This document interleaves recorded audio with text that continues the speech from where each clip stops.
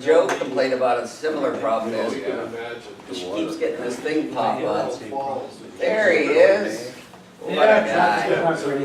Huh? Traffic wasn't probably the same time you're talking about. And when she tries to, she has to re-verify her Apple ID. Yeah, it's a data file in the App Store. Folder has to be deleted or changed. There he goes. Look it up.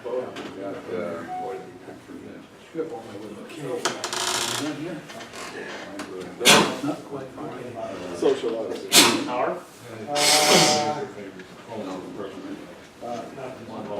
No, that's good. Okay, gang. All right, sorry for late. Actually, I'm early, I guess. Well, yeah, no, you're early. Yeah, it's 7:07, he's 2 hours early. Yeah.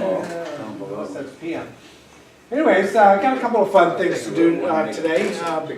More than we'll have time for. Gotta love these little nest things. I gotta get me one of them.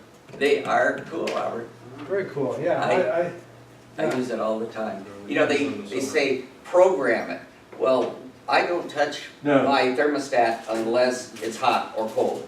I don't have it automatically heat the house at a certain temperature. Right. Because the air conditioning cost goes right through the roof. The Nest is interesting because it uses motion sensing to detect people's Your presence. the presence, and then it'll adjust based upon that.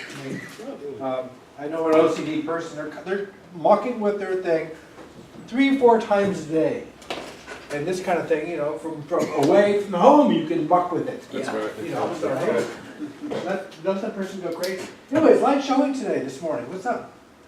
Did you Right. know that today is supposed to be turn off your device day? Yes, first I've heard of it earlier today. Yeah. Turn off what device? Yes, phones, everything, you're not, today is supposed, some group decided to make today, started at sundown last night like Sabbath, make today a turn off your, do without your device day. Turn off your computers, turn off your phones, whatever. I can't live without that. Just to get back to dealing with people. Yes. Yeah, well, Right. Okay. All right. We can tell how successful that is. yeah. Anyways, got a bunch of interesting stuff going on today, a couple things of value. But just always like to hear, anybody have fewer questions, obviously. Anybody have any issues or stuff that you've been dealing with through the month and trying to still rattle out, haven't figured out yet? Yes, sir. I've been using the older version of Pages because the newer version doesn't do facing pages and other features. I don't know why they do that, but what happens is that if you're working on it for a while, it saves in the background, and it keeps on doing it, whether you like it or not. There's always stop that, because what happens is it fills up your hard drive, and then you get a message saying you have no more room on your hard drive anymore. You have to go into your terminal to go look for it, find out where it's stored in a library, deep in a library somewhere. So that in order There's gotta be, first off, number one, if they're doing that, I would think that, it does it on the OS that I'm using, which is on a computer that has Mavericks. okay, And I can't run that older version on the latest OS. On the latest It OS. won't run. Okay, there are a couple takeaways from that. One is, if you're running out of hard drive space, shame on you, because hard drives are so freaking cheap. They now are making 8. No, I got a 500 gig hard drive, and it's That's not large. it's got like There's 8 terabyte drives now. 8 terabyte. oh, I got a SSD. I can't get an 8 terabyte SSD. Okay, no, you can't. But I'm just No, I saying. can't. You I'm can't. just- I said there's multiple points. Multiple points. Maybe this one isn't you. So if I'm not poking at you, or maybe I am, take it or not. The point is, the general group, if you're running out of hard drive space, shame on you, because the drives are out there and they're so freaking cheap. Now, having said that, there's a lot of files on your computer that are taking up space that you don't need or care about. That's not the problem. No, it's not about you. It's not about you. I let you open it up, but now it's about me. Okay. you have on your computer, you have, if you've ever attached your phone or your iPad or wherever else like that, you have backups. And it has backups going many years. You probably don't care about the backup for your phone or your iPad that's 2 or 3 years old. So You Ralph, want to if get you're rid of talking- those. If you're talking about one file you're working on, and like Word has an option where you can have it take and save things automatically while you're working so that you don't lose something. Yes, you can have a piece. Better wash your hands. I didn't have time to get my donut. Anyways, And- Steve's gonna say, in the short of what he's gonna say, if one file is What do taking you know up, what he's gonna say? if one file, working on one file is filling up your hard drive space, you got bigger problems. You got, yeah, It's an application I that's don't care doing what it it in the is. background. If one thing is causing, if you're gonna complain about working on a file and might get a hard drive error, you have to step out, take a bigger picture. Step out and look at the bigger picture because you have a hard drive problem. You don't have a, you No, don't. you don't understand. Hold on, You don't hold understand on, my right problem. now, right now. You don't have a pages problem that's saving too much. You have a hard drive problem. Because you're gonna complain about pages, we're gonna fix pages, and next month you're gonna come back and you're gonna complain about numbers. And then you're gonna come back and you're gonna complain. We have to look at the bigger picture. If we're gonna solve a problem, step back. Rick, This he's is what I totally do. right. This is what I do. I don't make any money off of you, I make money off other people telling them what the problem is. And the problem is you fix the hard drive problem, or, don't fix the pages problem, don't fix the numbers problem, go and find all the stuff that's on there that's big stuff that you don't need and get rid of it. Because you're working on snail shit. I could have a terabyte on my laptop hard drive Uh-huh. and it would fill it up in half a day. Ralph, Okay, I could take a poll of people that have terabyte drives and they're not complaining that they're filling up their They're not drives. using Pages 09. Okay, everybody is using everything. Everybody's got their application that takes up space. Point is, don't worry about the snail shit. Use the program that we did show the other day. Computer is a desktop or notebook? Desktop. So which means you have the ability to attach No, it's external not. hard drives. It's a notebook, it's a desktop program. Okay, okay. Should've- But use the program that we showed a couple months ago that shows big things. Get rid of the big stuff, the backups you don't need, or whatever the kinds of files that are huge that you don't need, and then you won't be worrying about this or coming No, back that's next month. false, what you just told me is false. Okay, all right. Okay, Ralph. Okay, I you're could do right. what you said. You're right. And it would still fill up while I'm working on that. Okay. Ralph, All right. understand one thing. You gave him the question, and you're asking him to solve it. He's addressing a different problem than I No, have. no, I'll tell you something, because I'll tell you right now what your problem probably is. Your problem probably is you have Time Machine turned on. Time, I'll come over and fix it for you. Okay, Yeah. that's fine. You know, go to the Time doctor and machine tell him that turns when he on, tells you what's wrong, and it- tell him no, it's not that. That's not gonna be productive in your life. You ask a question, you gotta listen for the answers. Okay, I get We you, been- I know you know what you pay Robert for. and I have been in this. Pages, the only You're program right. that does that. You're right, it's the only problem. I get it. Okay, moving on. No other program. does that. Apple in February of it must have been last month. Apple last month had a security signature expire. So installers by Apple are now no longer valid, and all of the developers had to go out there and renew their applications to be authorized to be sold on Apple Store. Now, how does that affect people like Steve?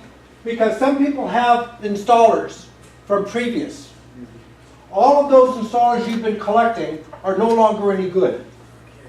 Because if you run those, Apple will go up and say, that certificate, the person that signed that application is no longer valid. Where do you want to start? So you have two options if you do store and collect old installers.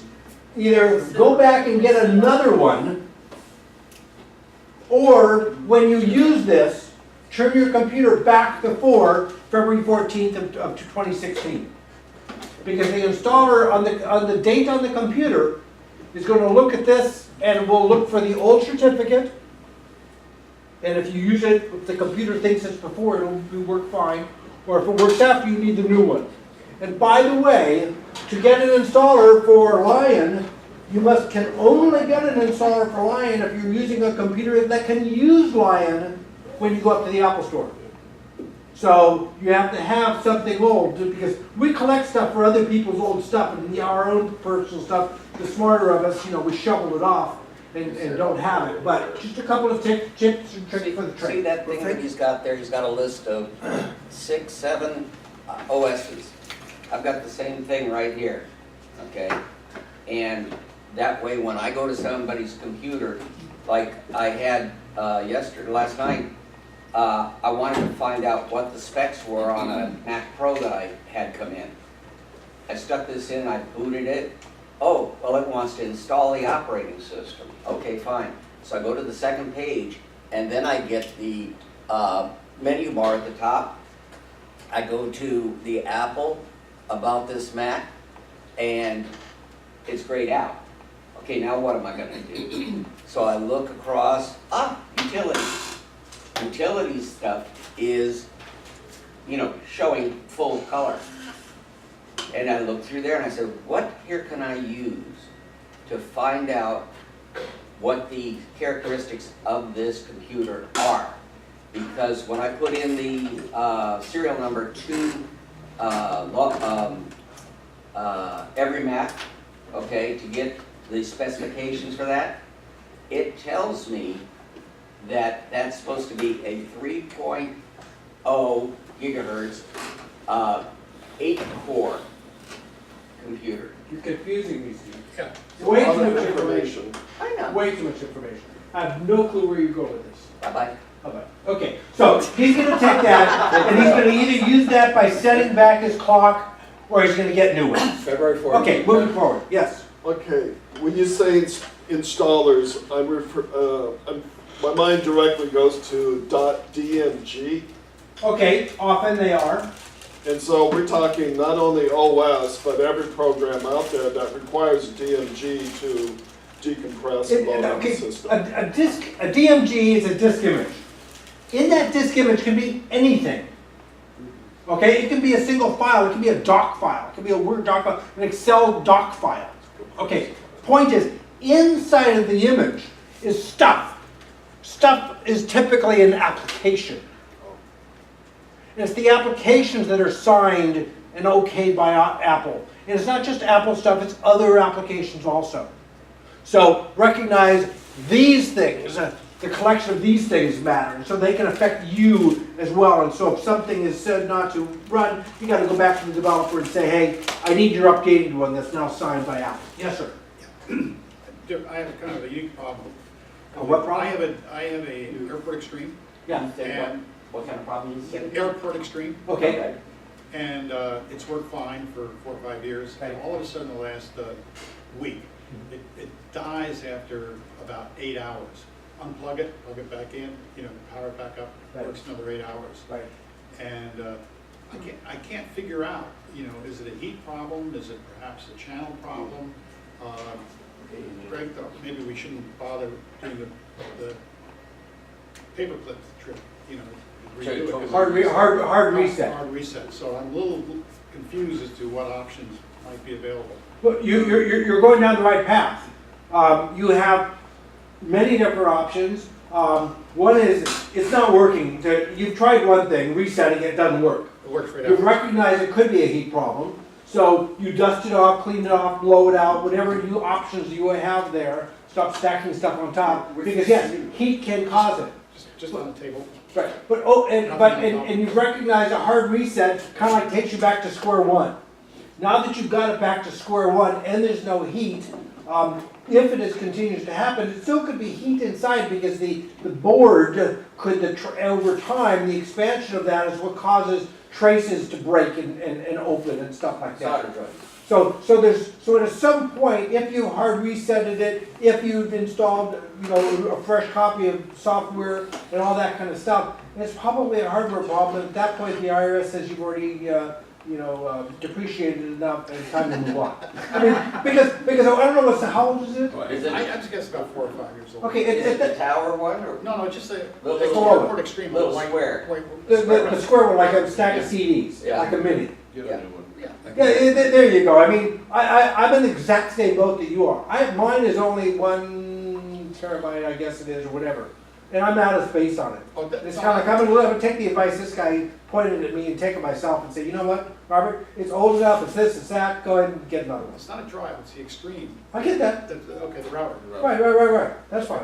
So it's So just, get another one? it's just router, it's not a capsule. So get another one. Yeah. After you've reset it, Okay. and after you've done all the other things, then yeah, you're not gonna fix that. Okay, thank you. Okay. Bring it to the meeting next time. Yes, sir. Yeah, following up on that router on Bring it this to the meeting Extreme next time. thing. And It'll I'll, work for a while. I have an Extreme also, and it works fairly well, but I'm thinking of upgrading it to get a faster one, a later one from Apple. Okay. But if I do that, I still have an older computer. It's Very on the good. network. It probably won't help me to Very get a good. fast one, right? Exactly correct. That is a reality that you go out and you want a faster capsule because now they're using 902.11c. Well, it doesn't help if your computer doesn't do C. One of So, them on the network. right. So recognize that, just because you put in high octane gas doesn't mean your jalopy's gonna go any faster. So, anyway, okay. try it the other way around, Robert. Yeah, why not? I did that. It's like, Okay, now, here we've got something, do we have a Doug Smith in our group? Doug Smith, yeah. All right, okay. We have something that in California, by the way, this is the something of value. It's not necessarily on a computer, but it's on this computer. Because with your computer, you can go up to the California State Controller's website and find all of the money you left behind. Okay? How many people have done that lately? Did you find anything? For other people. Not for me. I found one of our I investments. should have asked someone without food in their mouth. Gotta have that to get my day going. Okay, yeah. Where my wife and I say wife and I are both on the name of the investment. Right. And they had $6.04 of dividends. Right. Okay? I take and I fill out the paperwork Right. that they have, Right.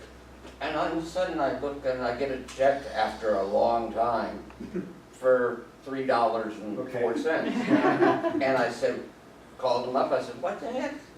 Oh, well, since both names are on You there, only get your share. you only get your share. That's right. I was like, what?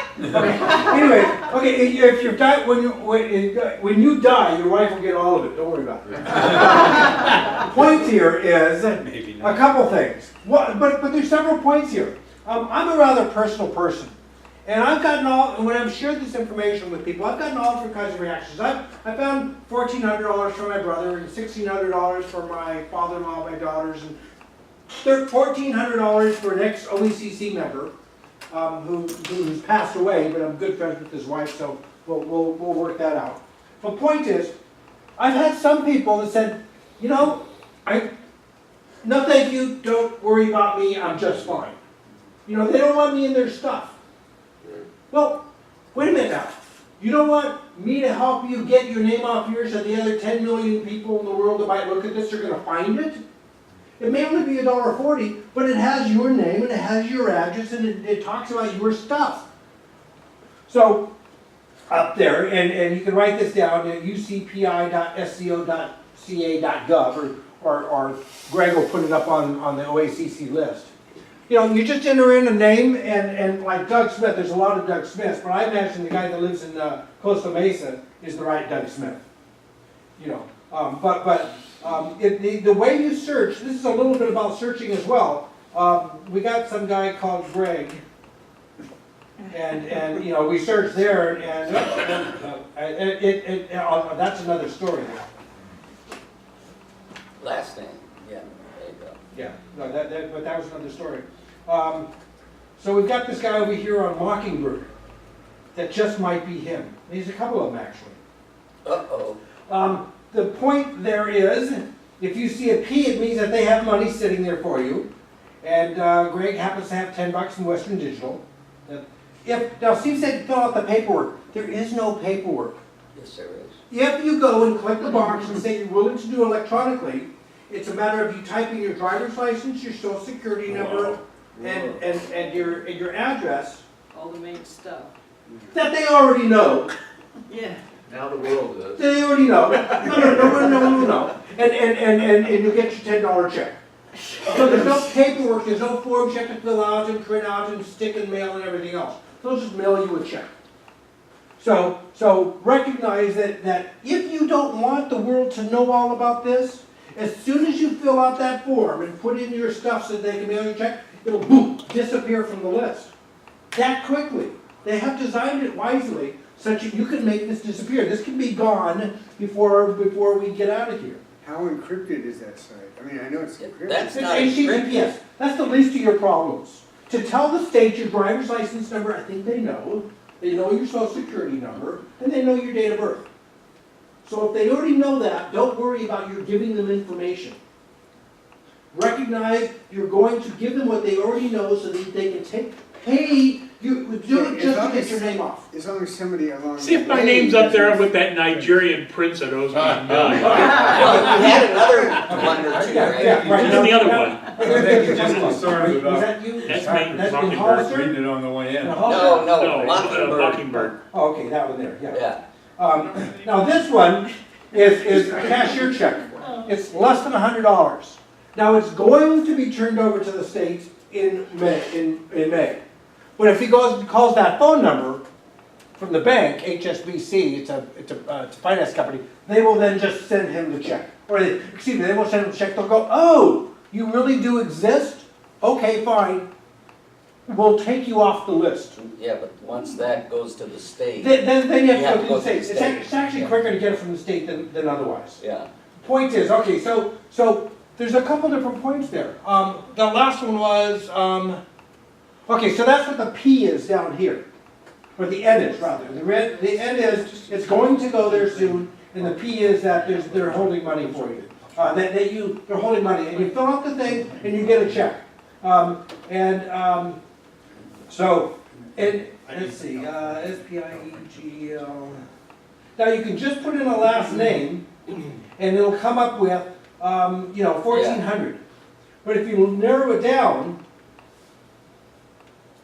you can find out about, maybe it's not you, but maybe he knows who an Alyssa is. Oh my God. Do you know an Alyssa? Oh, okay, well, there you go. Hit the ID number. Oh, it doesn't matter. No, I just, Oh, 10 cents. I have That's found, worth the effort.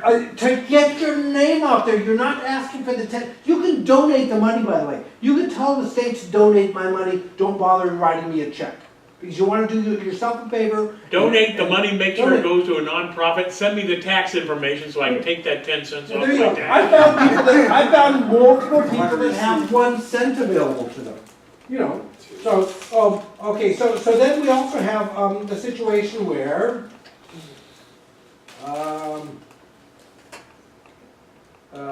Dean, people that are next, perhaps no longer in the area. Huntington Beach. That's Dean. So he wants Whoa. $144. Send him an email. You know his email. I ran this against people in my contact list that I know. I only found 200 people that have money coming to them. I ran it against our list here. A couple of people. I went to the mailing list, the OACC list, email list.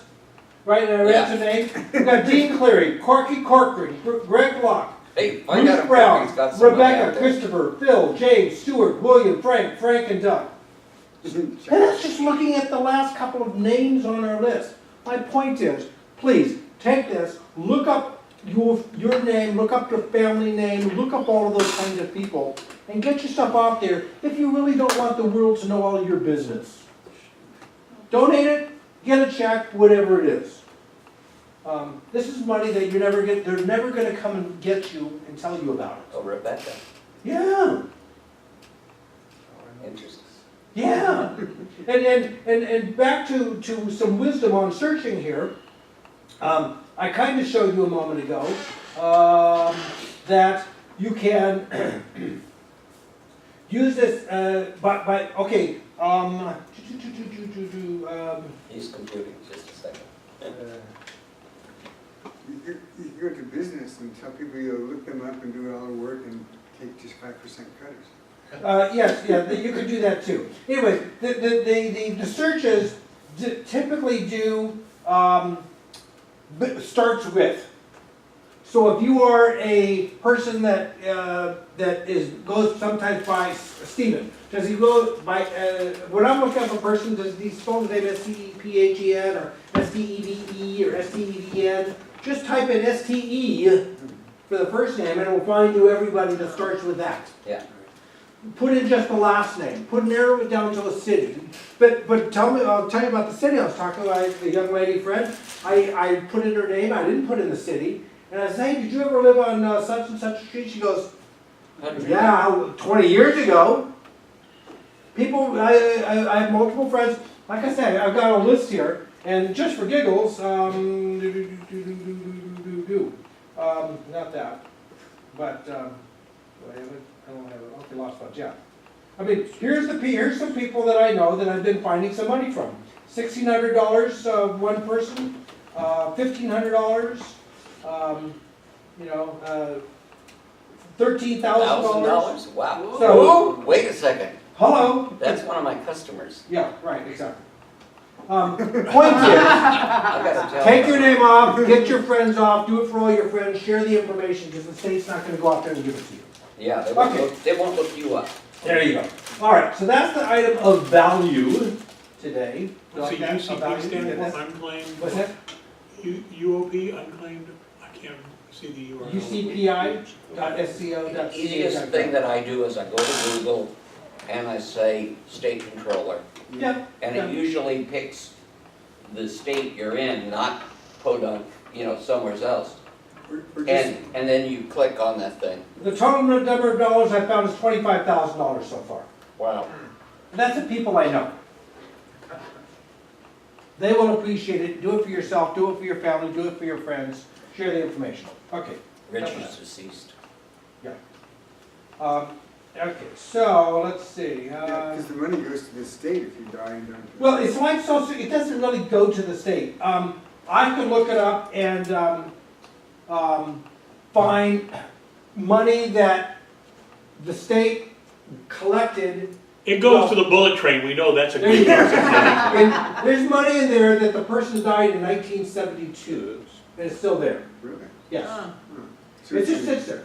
So the state has to carry it for. Well, they spend it. They just kind of like say, we owe that fund over there X number of dollars. It's like Social Security.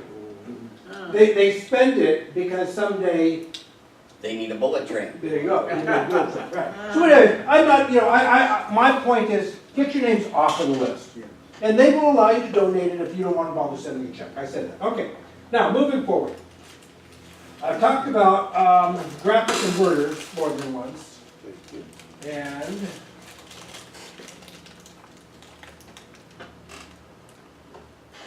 all this silly stuff that I left open for me.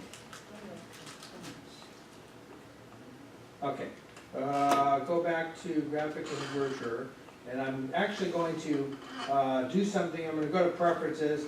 I'm going to restore to defaults, and say OK, and see if that now allows something to happen when I start this puppy up. Clubs, panorama?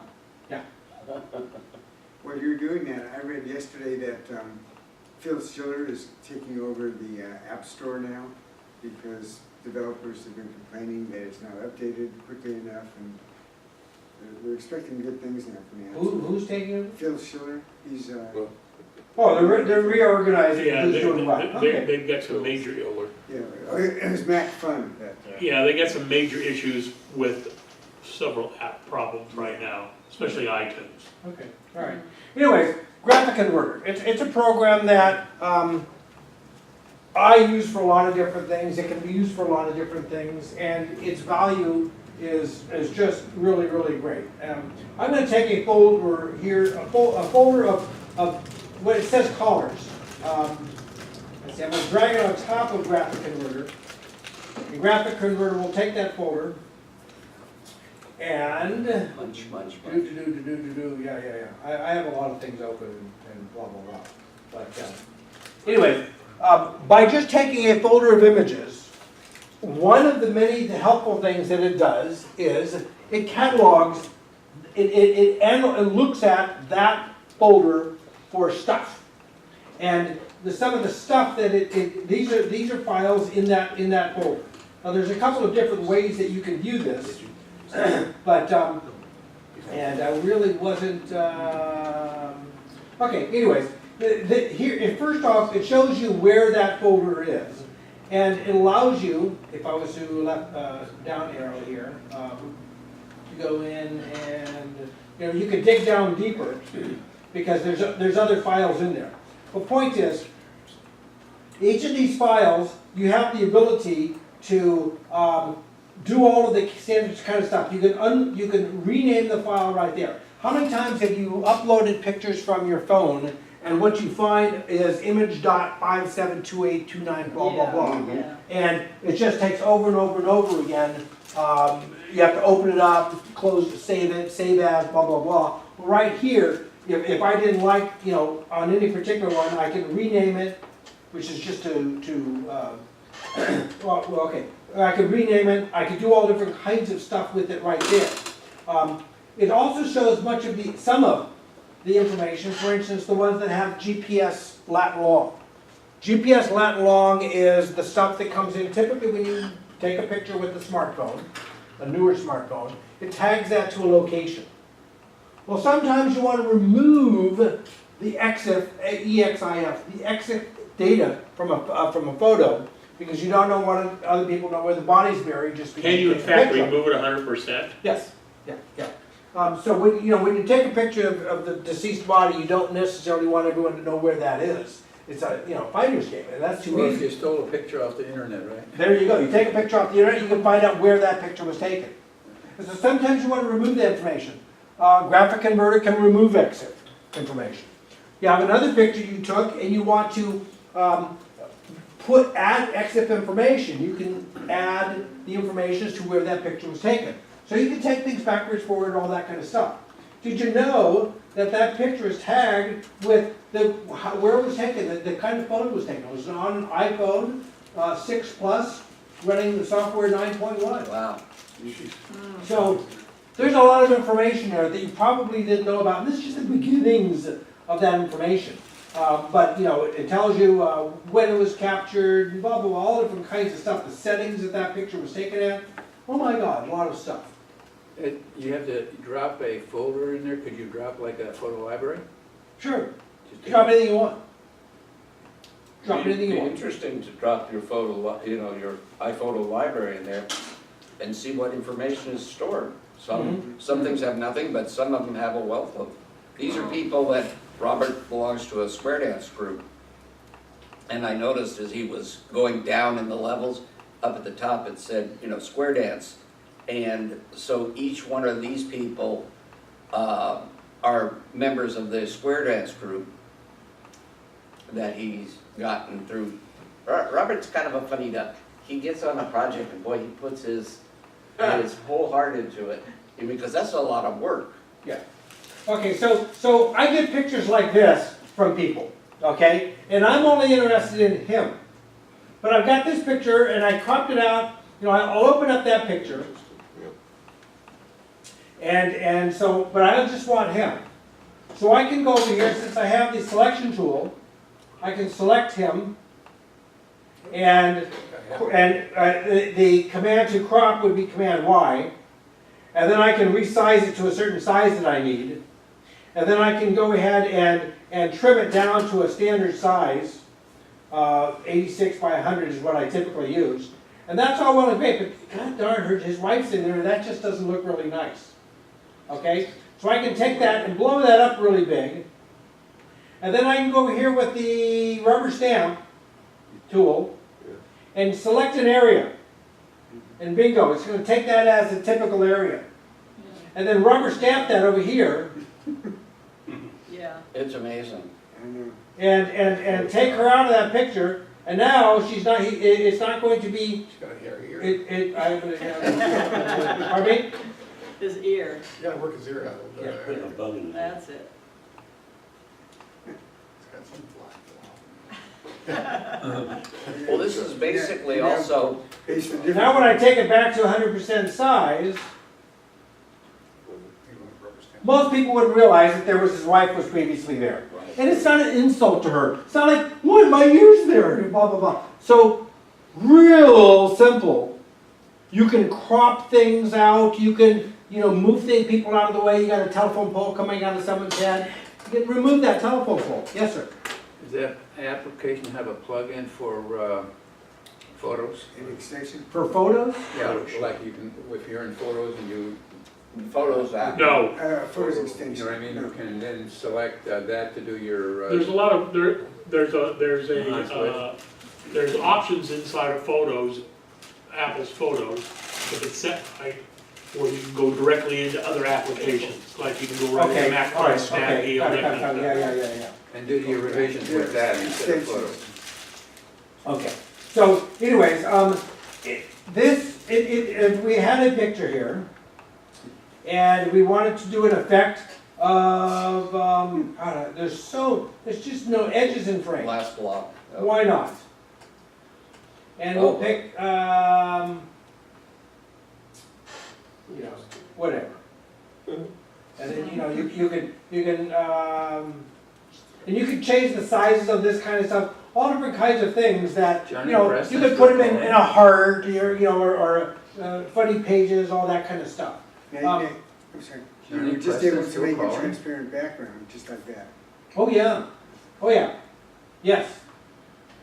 Any one of these, you can remove backgrounds, because you take a picture like this, and, this one is actually a fine one. It's when the background is on some horrendous polka dot wallpaper or something like that. That's fantastic. Because like on this transparency tool, if you double click it, you can then make a certain color transparent. Oh, And as you click on that, now one of the things here I'm going to take and I'm going to, what did I want to do? I wanted to adjust the level of transparency. I'm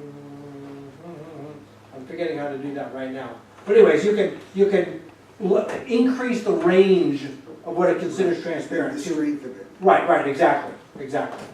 But the overall, the number of look at the length of these menus, kind of stuff. Robert, They just go on and on. Is this a pay app, Stuff you can- or is it? Yeah, no, it's It 40 is, bucks. it's a shareware, Yeah. which means try it until you absolutely love it, and then pay $40 for it, such that he will continue to use it, to develop it. Yeah. Because it's been out for 20 years or Oh, more, yeah. easily.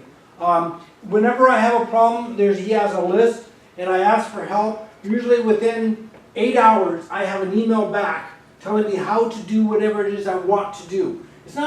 I'm not reporting a bug. I'm going, I can't figure out how to do X. And he will come back and say, here's how you do it, or he will create a video for you and show you how to do what you need to do. If that kind of support isn't worth $40, yeah. then there's a problem here. But as most other, as one of the things that I'm wanting to promote also is, not that one, well, let me go here, is the reality that YouTube is your friend. In the same way that Google is your friend, YouTube is your friend. You've got a program like this, you want to know how to do something, go to YouTube.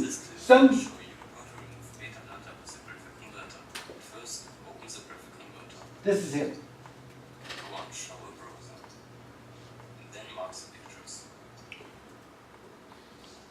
And this goes not only for graphic converter, but for a lot of other things. Right.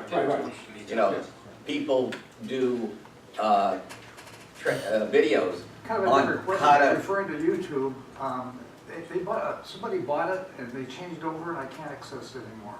Okay, well, we'll get that note. Point is, YouTube is your friend. You want to know how to do something? Some 12-year-old kid somewhere has got a video, has a camera on his computer and wants to do stuff. Some of them are very obnoxious because, they don't have the experience with which to do them professionally. But if you have patience to listen to the 13-year-olds, you can learn to do something, or you listen to the developer. This YouTube here happens to have been created by Thorson, who is the developer. So he's in Germany, by the way, and speaks excellent English. He has many of them. This one is removing the metadata from image files. The metadata, like I was saying, is the location where it was taken and what kind of picture, what kind of phone, all that kind of stuff. So there's so many different ones up there that are just how to do a watermark. That's kind of, some people want to have a picture, they want to post it, and they don't want everybody and their brother taking copies of it. Batch imaging, converting. Taking all of these different files and in one fell swoop, renaming them from image.blah blah blah, which is totally useless, to perhaps the date and time that it was taken. With the batch converting, you can batch convert it, you can batch do anything.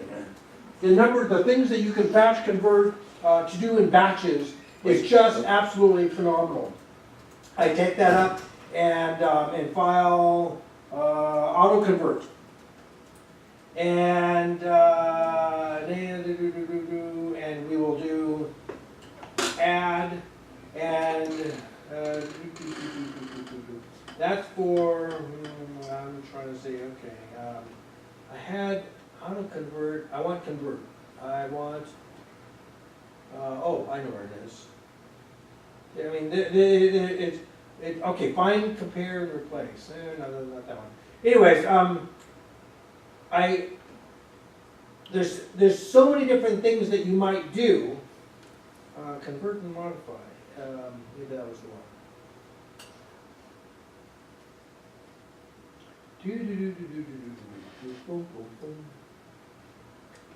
Beach ball of death. There we go, here we go. No, it's not a beach ball. That means that it's something that's running a process that is so intense that it has to put that up for time.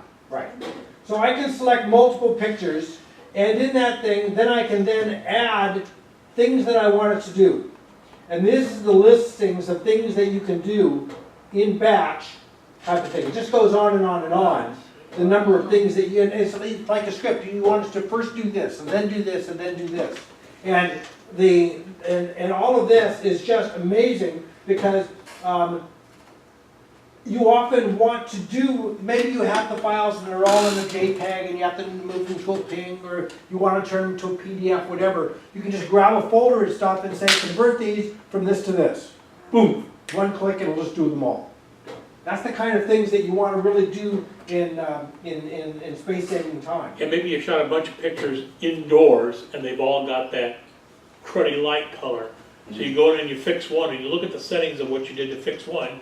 You don't want to manually have to fix all the other ones, but you can group them all and create a batch job to do it for you while you go have dinner. Right, right. And it'll show you, the previews, the befores and after when you're doing different kinds of stuff.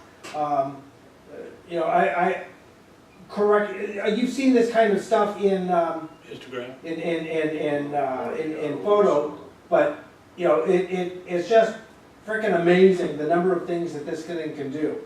And everybody has different personal needs, but this program is the place to look to go to see to do those kinds of things. I could show you how to do watermarks, and that'll affect one person, and removing extra, that'll do another person.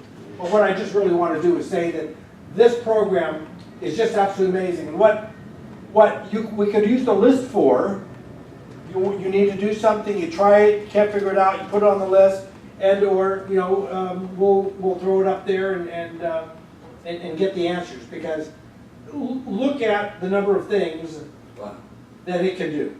And you'll just look at it and you go, wow, I never thought about that. That would be really great. Now, you can also take this into a picture. You can add text. That text might be rotated or straight across or whatever color, whatever font size and all that kind of stuff. I mean, it is anything you might ever want to do with a photo. And way more than you thought you could do, because you look at that and go, wow, I didn't realize I could do that. And that's where I see What's it compare with Photoshop? I'm sorry? What's it compare with Photoshop? Blows away Photoshop. It does? Yes, yes. Because of it, there is no, essentially, it blows away Photoshop because Photoshop has a complexity you have to learn that doesn't exist here. In Graphic Converter, you also have over here a help menu that is shortcuts on how to accomplish things. You have, there is no end to what this is. This, at most, I've been using these for many, many years, and in seconds I can accomplish something, and I really don't know next to nothing about this artsy-fartsy stuff. But I know when I see on a web page, I see a picture of a bunch of pictures, and on those pictures, I see people that don't really look like that. Yeah, let's go that one. Usually pretty good guys about doing this kind of stuff. This thing loads, so those should be that. I want to look at kind. Whoever the heck puts yellow type on it? Oh, I mean, oh my God! Please, really? well, that's why. We have to wait for the bat to fill. Yeah. Well, whatever. Oh, okay. All right. So you go to their about. Okay, let's go to the board.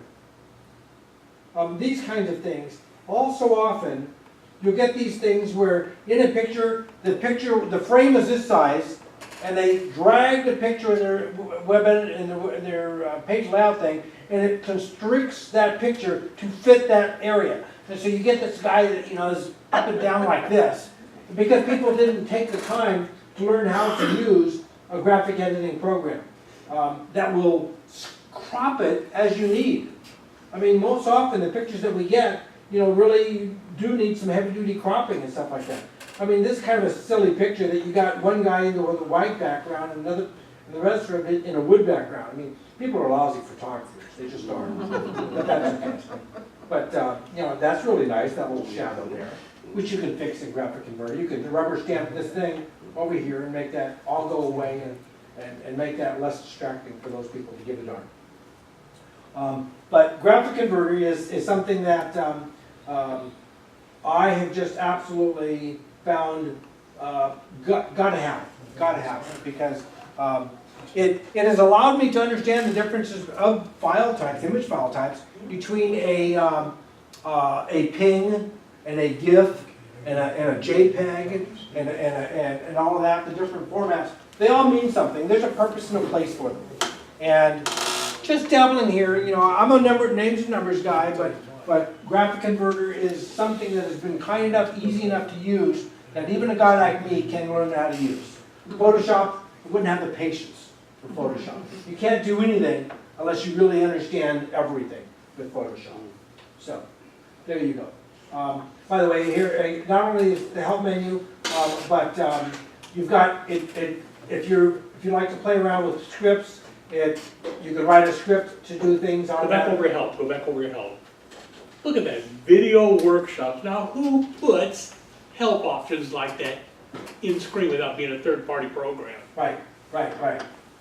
How to do things in movies. I mean, no one likes to read. We have zero patience, we will not read.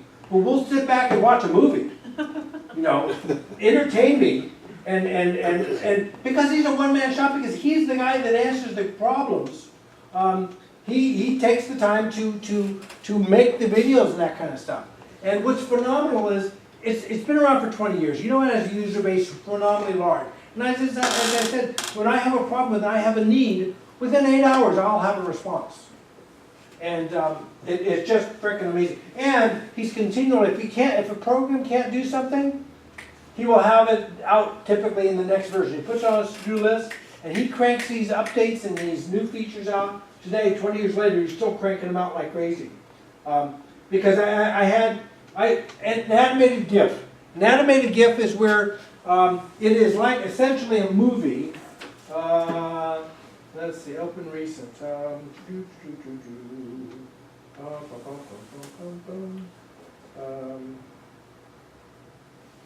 Okay. Oh, okay. Here we go.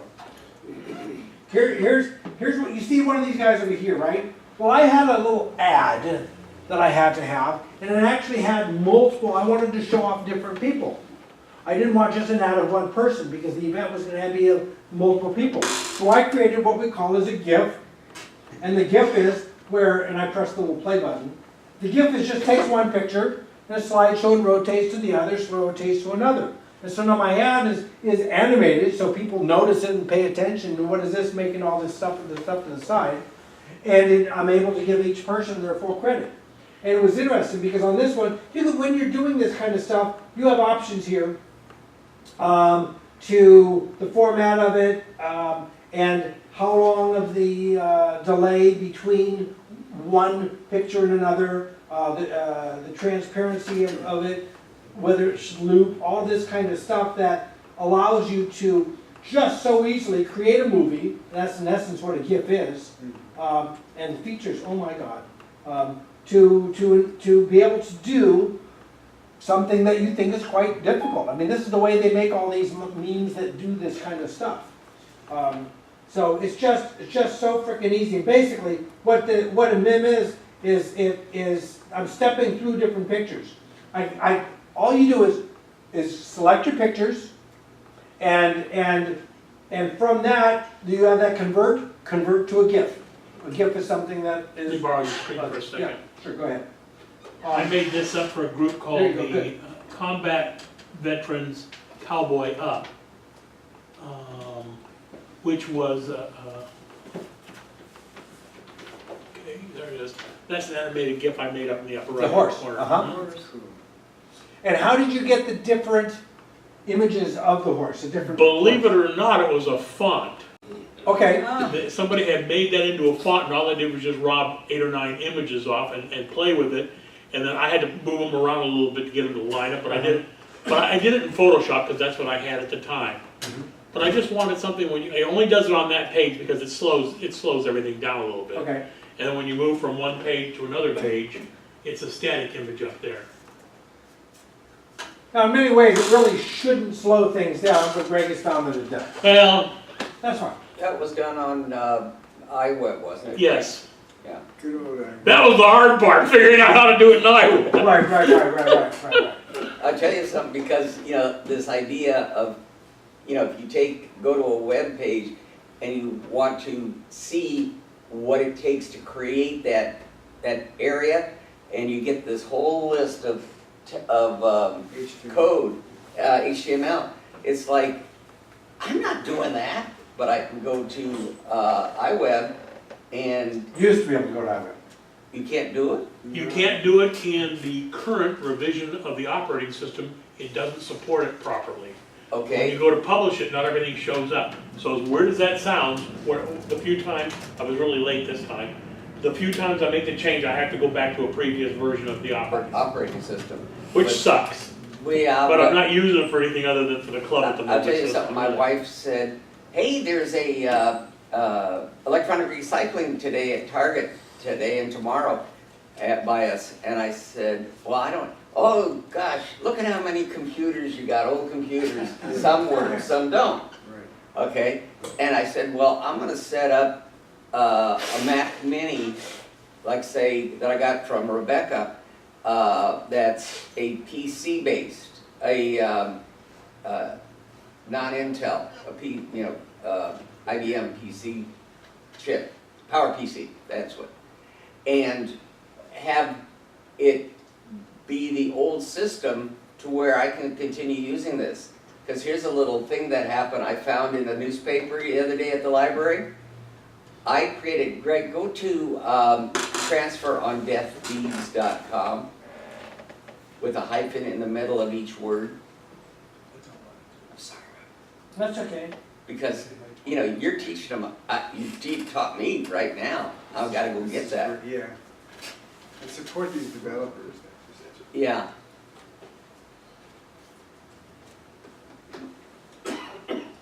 Okay, that I created that was my first website that I did, and it's multi-page. Go ahead and hit Toops in the News. Is that about people with hair pieces? I was wondering about that one. Isn't that kind of Now, any of the links are the orange color, yeah. so at 82. Okay, this is this little old lady who I talked to last night on the phone. She's now 87. And she has been going to the Senate up in California, and she is trying to get a thing called a transfer on death deed set up, because other states do it, but California doesn't. And the reason was, she was fighting against the probate lawyers. Well, she waited long enough, and she kind of gave up, but she gave the stuff she had to 2 other guys that would continue it on, and I just found out that passed January 1st. What you do, transfer on death deeds, is you change the deed on your house to Greg Locke on death give it to Marsha Locke. Right. With me, it's the kids or whatever. Right. And no probate, okay? And I had to find her. She moved to Palos Verdes. Okay. And she, but this was done with IWIN.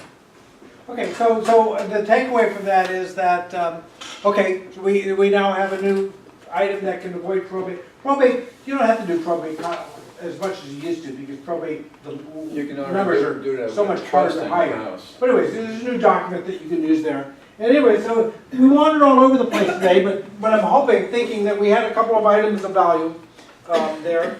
And, pardon me? I think, Yeah.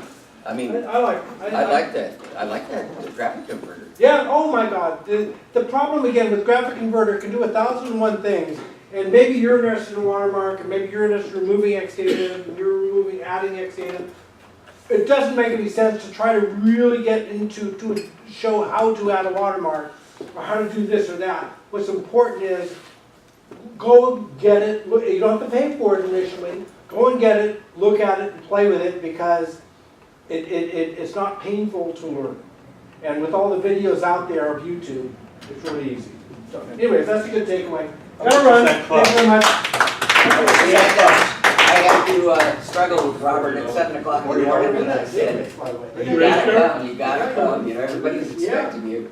That was really very amazing. Familiar with graphic converter and I can't hear you, pardon? $39. How long did that converter question? Oh, way too long. Familiar with Forever. that and Photoshop? It's on a guilt.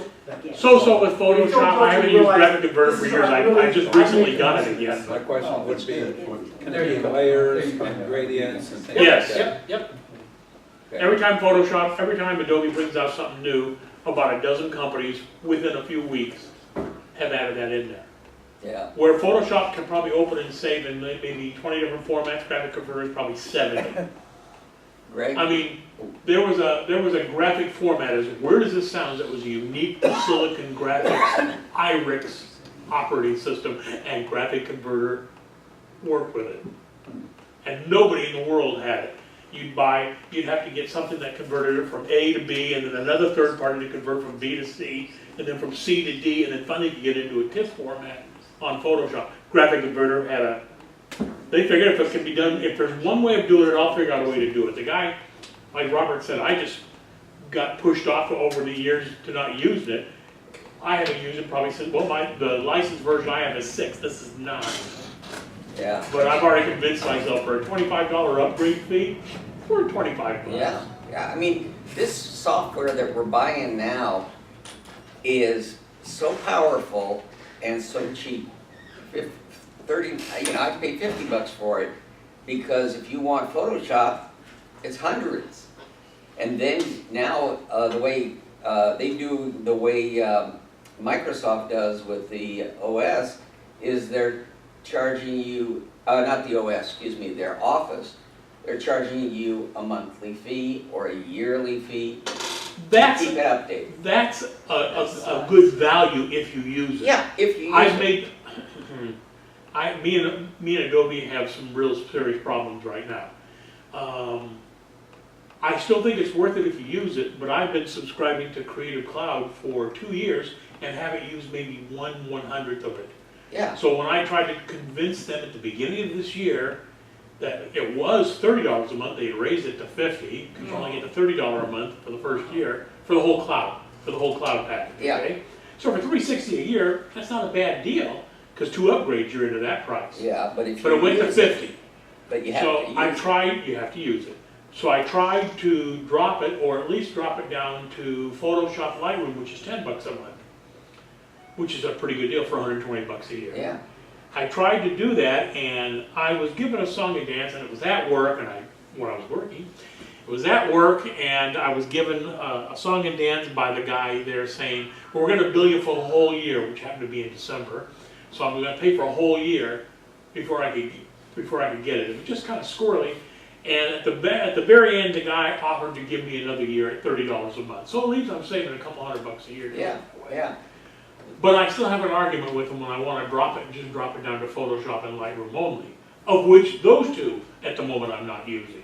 But still, so me and Adobe have a few words right now. Do I think it's a good value? Yes. Do I like their tactics? Not at all. No, there I can was, see signing up for a 1 year, and then it should be like maybe a month to month after that. Yeah. It's not. I called somebody, a company, and they say, well, we have this deal also,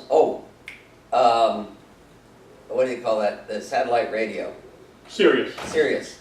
I swear to God, I says, I bought a new car, it comes with a year, I wanna take my other account off, or close it, because we traded the car in, I'm not gonna pay Pay for for something you don't have. Yeah, and so they get, it's sales tactics, they teach these people really well.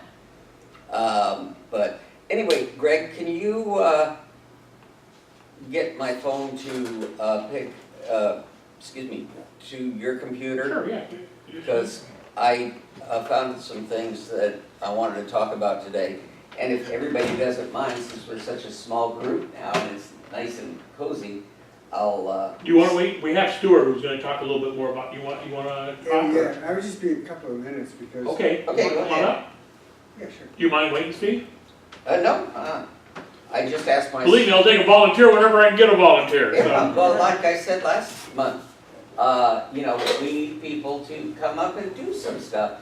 Ralph just has a really neat app that's a Bring plug up Sudoku, mine, either way you want to do it. Yeah, that's a Sudoku. And come up, there might be, how many people have used Sudoku? I've already got it. You've got it set? Okay, so you need the video, right? He found an app that's free that does all these things. I mean, That's as much if money I as was I just got. sitting here, my jaw dropping, you know, You it's want a like, longer USB? like the, that graphic converter. You can, Ralph says you can take the newspaper, photograph it, it takes that and puts it into their format, but you can play the game digitally rather than doing it with a pencil, pencil in the newspaper. Where's that? There's an app for the iPad and iPhone for that.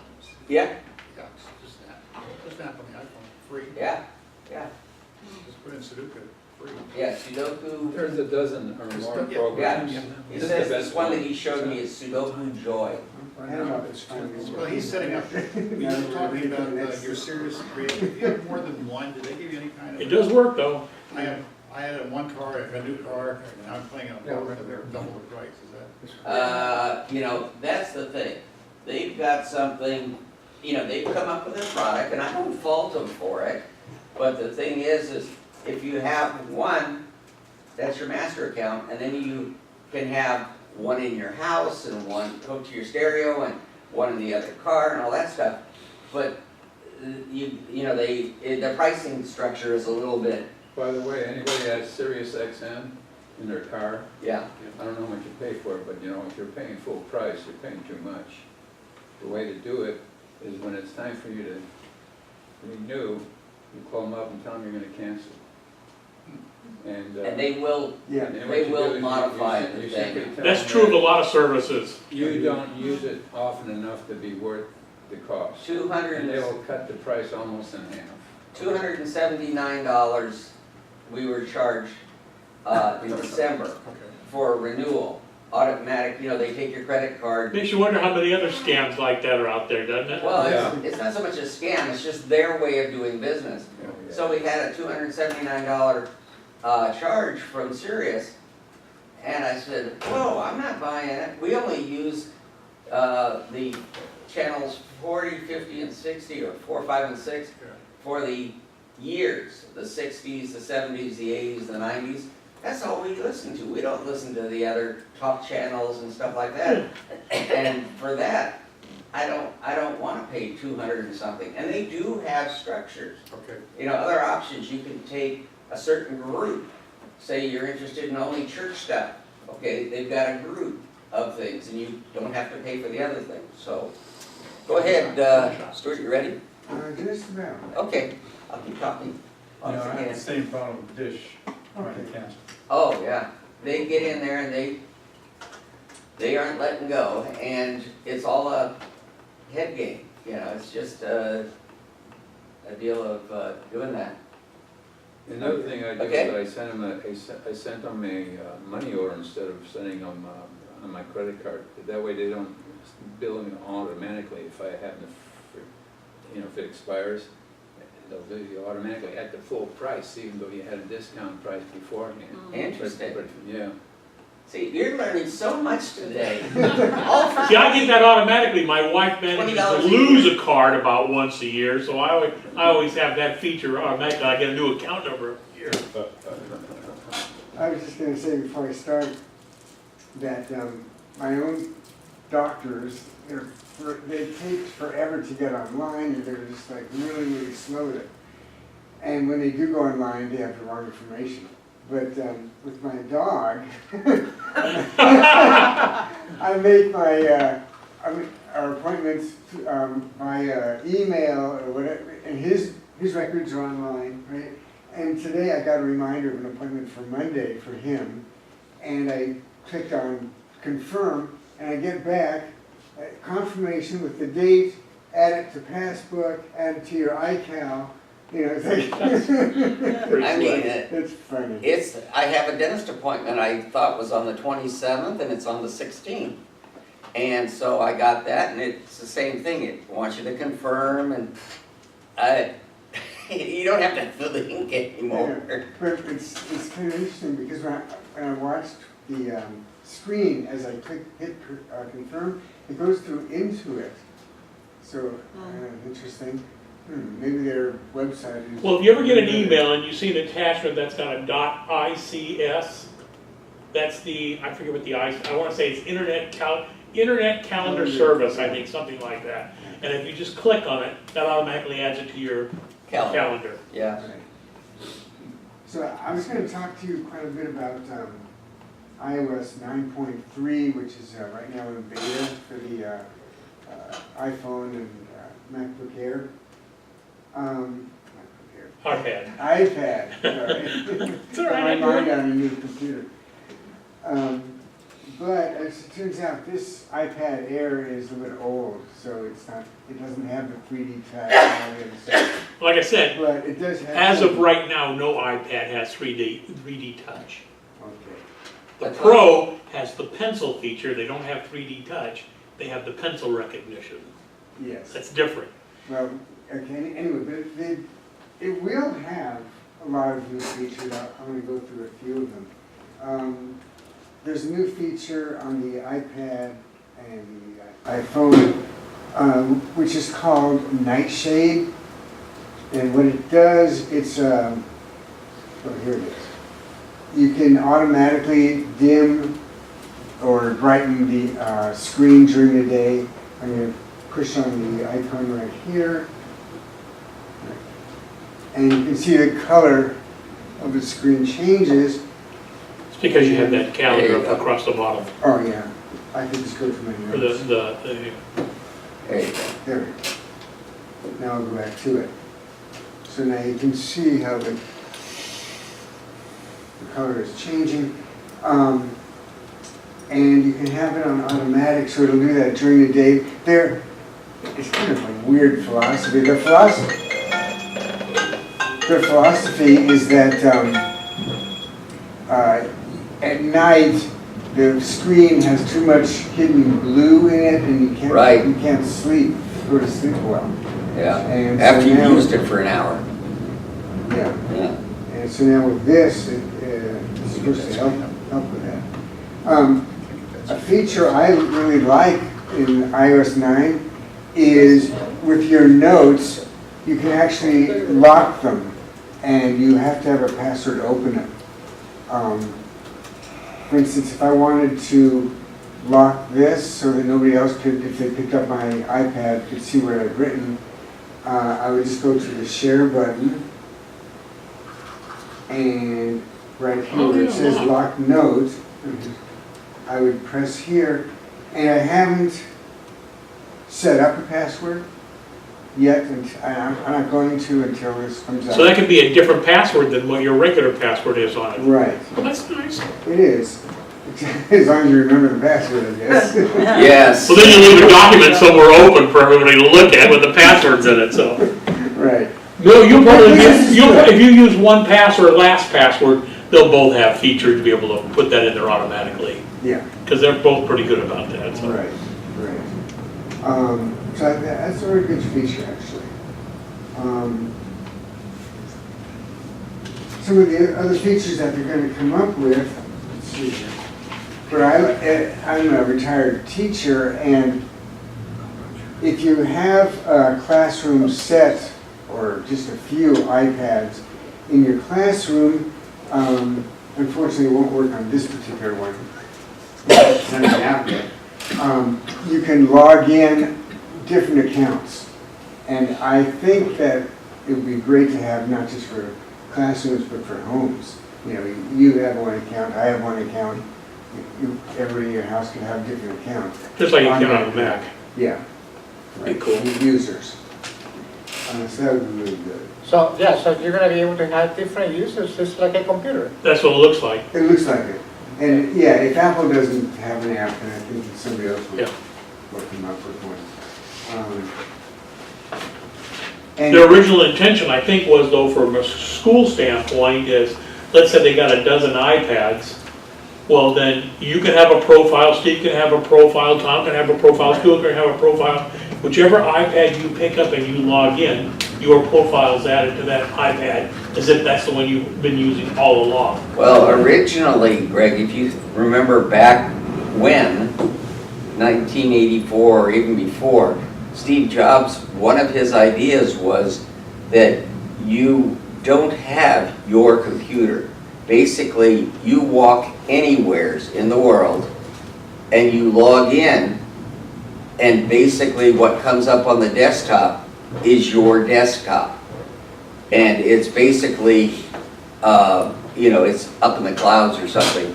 But the thing is that you don't have to be on your computer. Any computer. Any computer can, you can sign in on any computer and do it. It was a great It's only taken idea. us 35 years to get there. That's not bad. Hey, good things come to people who wait, I always say.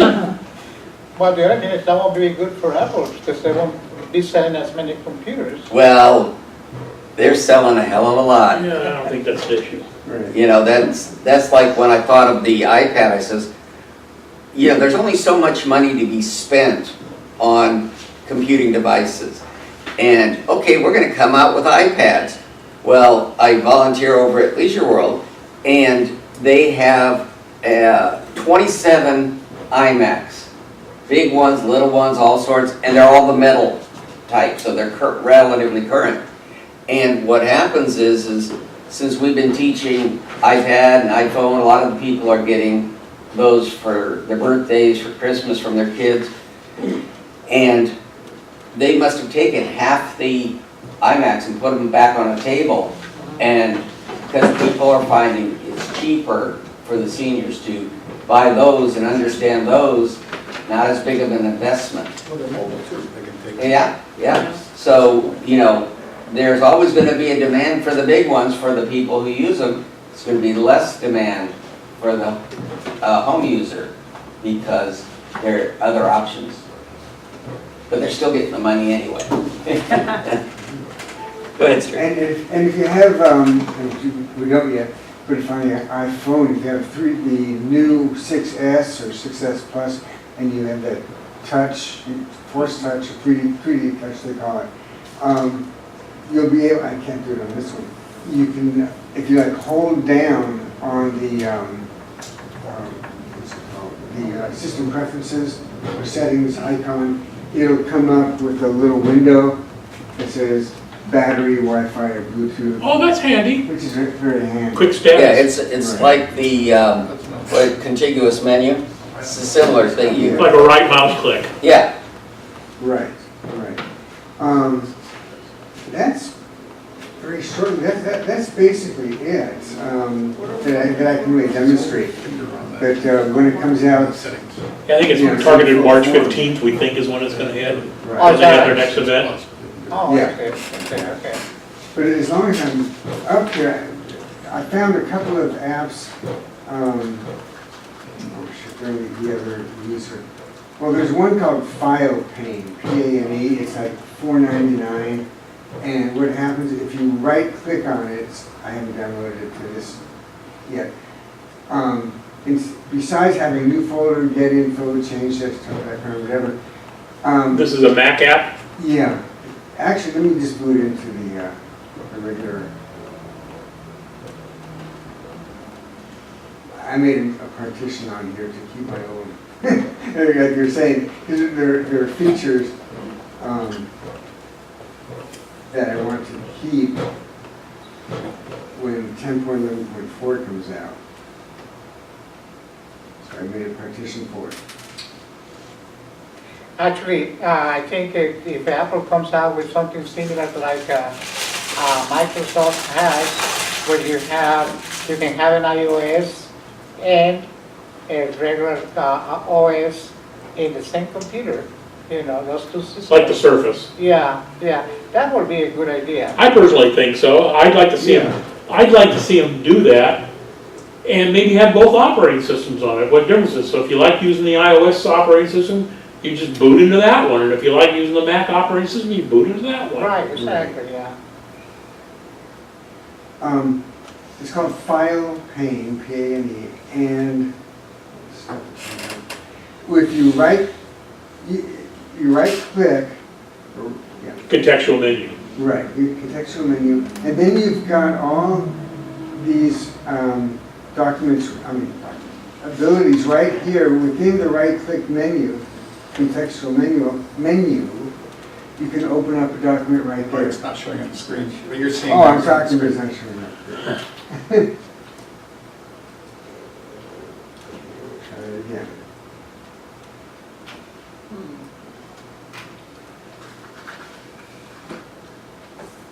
Oh, that's nice. There you check your monitor setting up on the top row. Oh, and it also it doesn't like, oh no, that shouldn't be go. an Let's issue. see if it's sure not to. Oh, you know what, you're not in mirror, I'll bet you're in, Yeah. Oh, right, because, Right. you're in extended screen or whatever it is, so you're on the Right. second screen there you go. there you go. Standards, Please don't show me. Sanyo is Here we your, go, mirror displays. yeah, where's the mirror thing? There we go. Go to, There you go. you just, there you go. Yeah. So now, there you go. So now, if you right click or control click, you can open up a new file right through there. Yeah, And it not only will, I haven't taken my map for a long time. I'll show you. Let's say I want to open up a new Word document. I'll click here, and I can name it and save it before you go. That's available on the App Store, Yeah, File Pane. right. So you call it, we're just for now. Click on save. That's where it will be. Oh, Joe, iPad. And if I wait a moment, Maybe I go through iPad, no problem. I learned Mac. it'll actually open up the document. well, And it's That's all pretty from- cool. It is. It's all from the file menu. I mean, the contextual menu. mhm. That's cool. I'm not telling you my attitude, you can see what I'm saying. So But that by is the way, did you notice Stuart has gone up a step in his recording of the class? He's got a camera there now, a camera here now. So check this month on the website for his video. multi-cam. Or no, excuse me, YouTube. It's a YouTube site. Yeah, But Yeah. if you go to oacc.org. You can click on the click videos on button. Yeah. Videos, it'll be there, I'll get it there today. And you can, That's a nice feature. I like it enough, I'm buying it right now. yeah, and of course, you can decide what apps are here and which aren't, I just put those in. It's Is really, it tied really nice. into system preferences or something, or? Actually, I believe it's an app all by itself. Yeah, Oh, cool. there you go. And it gives you a little tutorial. I sometimes when I'm not as familiar with an app, I keep this window available. It'll tell you right here. You can, there's all kinds of things you can do. It becomes a login item. Right. It gives you that option to make it a login item so that it's always available for you. Right. And let's see. Very cool. It is. And that's file pane? File Yeah, pane, file pane. and it's Yeah. available from the App Store. Right. And, and what's it called? There's a new one, it's not new, but it's free right now, called,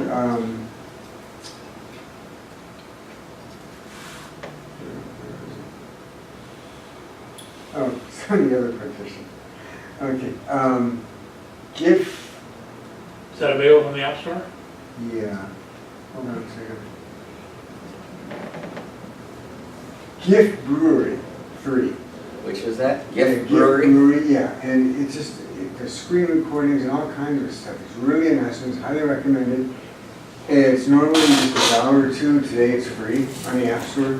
There are a lot of apps that they charge. You're right. I saw one, $4.99. Take the free crap, you can always throw it away. And- That's right. And like you say, once you're on the list, as it were. Yep, that's the cool thing about Apple. First off, anything you get from the App Store, maybe you can put it on all your Macs, if they can support it. And like Stuart just said, if you get it while it's free, even if you don't use it, you can trash it, but it's registered at the App Store that you have it. So 6 months or a year from now, oh, I remember that, yeah, I could use that. You can download it again because you've already gotten it. It's like a basic version of Camtasia or ScreenFlow. You can, Oh yeah, that's pretty cool. Yeah, I already it's got it. I just really got it. nice. Yeah, I know. Yeah, that's kind of nice. It really is. We forget about that sometimes. I can use this, the computer's camera, or actually, let's see if I could, it's not recognized right now. But anyway, Cool. it really is. Well, thanks, Stuart. You're welcome. Hey, let's give him a high five. You betcha. Appreciate it. Hey, while we're waiting for Steve to get set up, I wanted to show a couple of things that I've recently got. Won't be spending the money anymore for a while, but might as well take advantage of it while I could. So. Gee, that's expensive. I heard you were talking about it. You already went back up?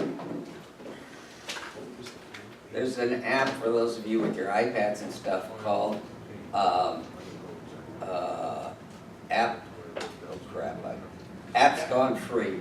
What? Yeah. App's Gone Free. Every day, they have a new set of maybe 7 or 8 apps that the developers put up as free. Like I said, there was one the other day that was $4.99 and free. And you're on the records as being someone who owns it, and you can go in and get the updates or all that type of stuff, as if you had bought it. So it's really, 5-star. Let me show you this little jobber here I picked up. I saw this. oh yeah, I saw that somewhere. Yeah, I bought stuff from this company before. This is called the iClever Boost Cube. It's not much bigger than an iPad power supply. The iPad power supplies are 10 watt. The iPhone power supplies are 5. So when my wife and I travel, she's got her iPhone, my iPad, and my Apple Watch. So there's it's bad enough carrying 4 USB cables in order to be able to do everything, because hers is an older 30-pin connector on her iPhone. But now you gotta carry all the little bricks, the little mini bricks with you also. So I ran across this thing. It's got 4 10-watt slots in it, so it could theoretically charge 4 iPads at one. The 5-watt will charge an iPad too, but it takes twice as long. The thing I really liked about it is that not only is it not much bigger than an actual iPad power supply, but that it's the same price as an iPad power supply. It's $20. And that charges 4 USB items at a time. It's And they make it in $20. 3, it's called the Boost Cube, the iClever Boost Cube. And you said it's $20? It's $20 Oh. through Amazon. Gotta get that. And so, they make a 3-port and a 2-port, but I thought, you know what, right now I've got 4 items, I can, one extra port for, to save an extra $1 or so. It's the physical space that it's sucking up. We think we're gonna be doing a cruise to the East Coast, fall foliage, we're hoping, in October timeframe. That's just 3 more pieces of junk I don't have to carry with me, 1 piece of junk instead of 4 of them. Well, you got the charging cube or whatever it is, for one device, and you have 4 of those, but not only that, you got 4 cables. 4 cables, there's no way to get around that right now, at Right, least. but I mean, still, you still have to have those, Yes, but sir. you get away. What link is that? That's in Amazon. Amazon? So they had the best price that I could find on it. I watch a podcast every week, Mac Break Weekly, which is on Tuesday, so you can watch it live, or Wednesday you can get it as a download. And somebody showed that. I said, I went over quickly. I looked at it. I said, oh man, what a great idea! Because I've got one that's crapping out, so this saves the problem of buying it. Yes, sir. Let me just suggest, if you are going on the cruise, it would make a lot of sense, because they only give you 1 output. Well, it Now, just do you it just remember- so happens I carry extension Well, cables now you don't too, need but extension cables. Now you don't even need that. That's right. Because I probably won't take the computer, but I will take my iPad, and my iPhone. So. Well, now, here's what happened to us. My wife writes, or was writing for about 4 years for Royal Caribbean Cruise Lines. And we had to go on this cruise to see what she had written in action, being taught, being trained. It's stand-up training. And so what happened was, we had to have a Mac notebook and we had to have a PC notebook because of course they were using Windows 98 or something like that, and there were some newer Windows out. They don't know about upgrading. And so what happens was, you could pay for internet by this or by that, or for $100 you can get a modem that does high speed. And so what we did was, I took the MacBook Pro, and the MacBook Pro has Wi-Fi built in. So what happens is, I plug that in wired to the modem. Then from the Wi-Fi, I can transmit or retransmit so that we can then get Wi-Fi on the PC, so that we could use either or for that same $100. Or we could do it concurrently. It's basically like having a router. So. Oh, Greg, Yes, sir. now on Amazon, they have a 6-port iClever cube for a 50-watt one. Wow. Yeah. So the 50-watt one means it's got 4 40 watts probably and 2 5s. I'll check. Okay, while Stuart's looking there, I ran across this little job. Whoops, we'll come back to that in just a moment. This is called the what a dopey name some of the time they come up with. The Gigastone 128 gig. It's available in smaller sizes, but it's called a iFlash drive, and its unique characteristic is it's USB 3 on one end and Lightning port on the other end. So the cool thing is, if you want a real fast way of transporting files from one device to another device, you can plug in the USB 3 on one side, jam the files on it, and plug it into your iPad or your iPhone on the other side, and pull them off, or leave them on the device. they give you an app that runs it right from here. So that allows me to put 128 gigs worth of movies on this thing without eating up the space here on the phone itself or on the iPad, and watch them directly from this. That's In fine. fact, the cool thing is where the built-in video player on iPad and iPhone really only plays movies that are in MPG or M4V, you know, the Apple authorized QuickTime type films. You can get VLC, which will play almost anything. Their built-in player does exactly the same thing as VLC. So if you choose to plug in movies and use this little device plugged into your iPad or your iPhone, you're playing the movies right off of this as well. So I like the idea of not only having the extra storage for photos or whatever the heck it is, but having the ability to be able to carry, you know, what, most movies are around 2 gig, I guess, something like that. So there's 60 some odd movies I can carry with me on the plane trip going to the East Coast or in the cabin or whatever it is without paying for something extra. Well, see now, the other And thing. it's available in smaller sizes, as you can see as well. So. Yeah, there's, I ran into a situation where I was talking to my neighbor, and I says, what are you doing home today? You're supposed to be, you know, dressed up and going to, well, I changed jobs, Steve. He used to work for Toshiba. And I says, so where do you work now? SanDisk. I says, can you get? Deals on cards? So I'm gonna see if they've got something like that. Well, here's what's kind of interesting about this. On one end, that's attached. But on the other end, it's a slide off. I don't know who the moron was that didn't make this an attached one on the USB 3 side. Well, Now, the drawback for me was it didn't fit with this case, and it probably won't with a lot of cases because of the way the lightning connector is made. So I either got to pop the case off, or I found on Amazon these dopey little adapters. It was like, they were like $4 a piece, and all it does is just extend it a little farther out that I can get it through the case. yeah, it's like the headphone jack Yeah, on like the first on the iPhone. first iPhone, yep, same idea. You know, they had So one. I just leave it attached to this all the time. Bought myself a spare because I figured I'd lose it somewhere along the line, but eventually I'm probably just gonna glue the damn thing on there or scotch tape it on there or something. But I just leave it attached all the time and that solves the problem. So it makes it a little bit longer, but at least in the little junk bag. And I found these on Amazon too. These little zipper bags, you can get like a half a dozen of these little things for like $4 or $5. Well, they're great for carrying little Wow. tchotchkes like this. They're all dopey different colors. Pink's a kind of a weird color, but at least it's a lot less chance of losing this little zippered bag with the wrist strappy thing on the end of it than it is losing the little device itself. It's just, Steve's got them too. Yeah, look at that. That's too organized. To me, it's easier to just. No, it's not organized. Oh, gee. But, Okay. you know, after doing this for 34 years now, this year, Apple changes constantly. Yeah.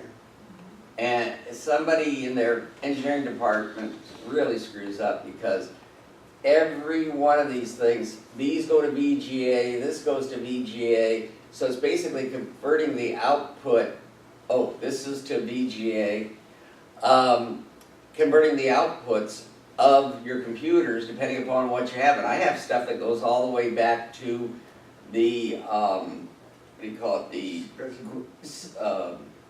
platinums. You know, some people call it Adobe, but it's not, it's silver. You know, it's supposed to be platinum color of the old 6116s and stuff like that. And I had to have every one of them because not knowing who was bringing in what. Okay, I'm going to show you one more item. Okay, And unfortunately, it's plugged in and I didn't bring an extension cord with me, so I That's can't okay. get it any closer. But this is made by Seagate, or marketed through Seagate. It's called the Live, L-Y-V-E. And essentially what this is this particular one is the Live Home, the bigger one. This is a 2 terabyte solid state drive with a computer attached to it.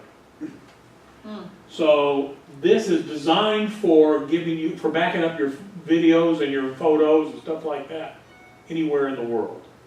So you can think of it as like a network attached storage from that standpoint. It has a physical Ethernet cable on the back.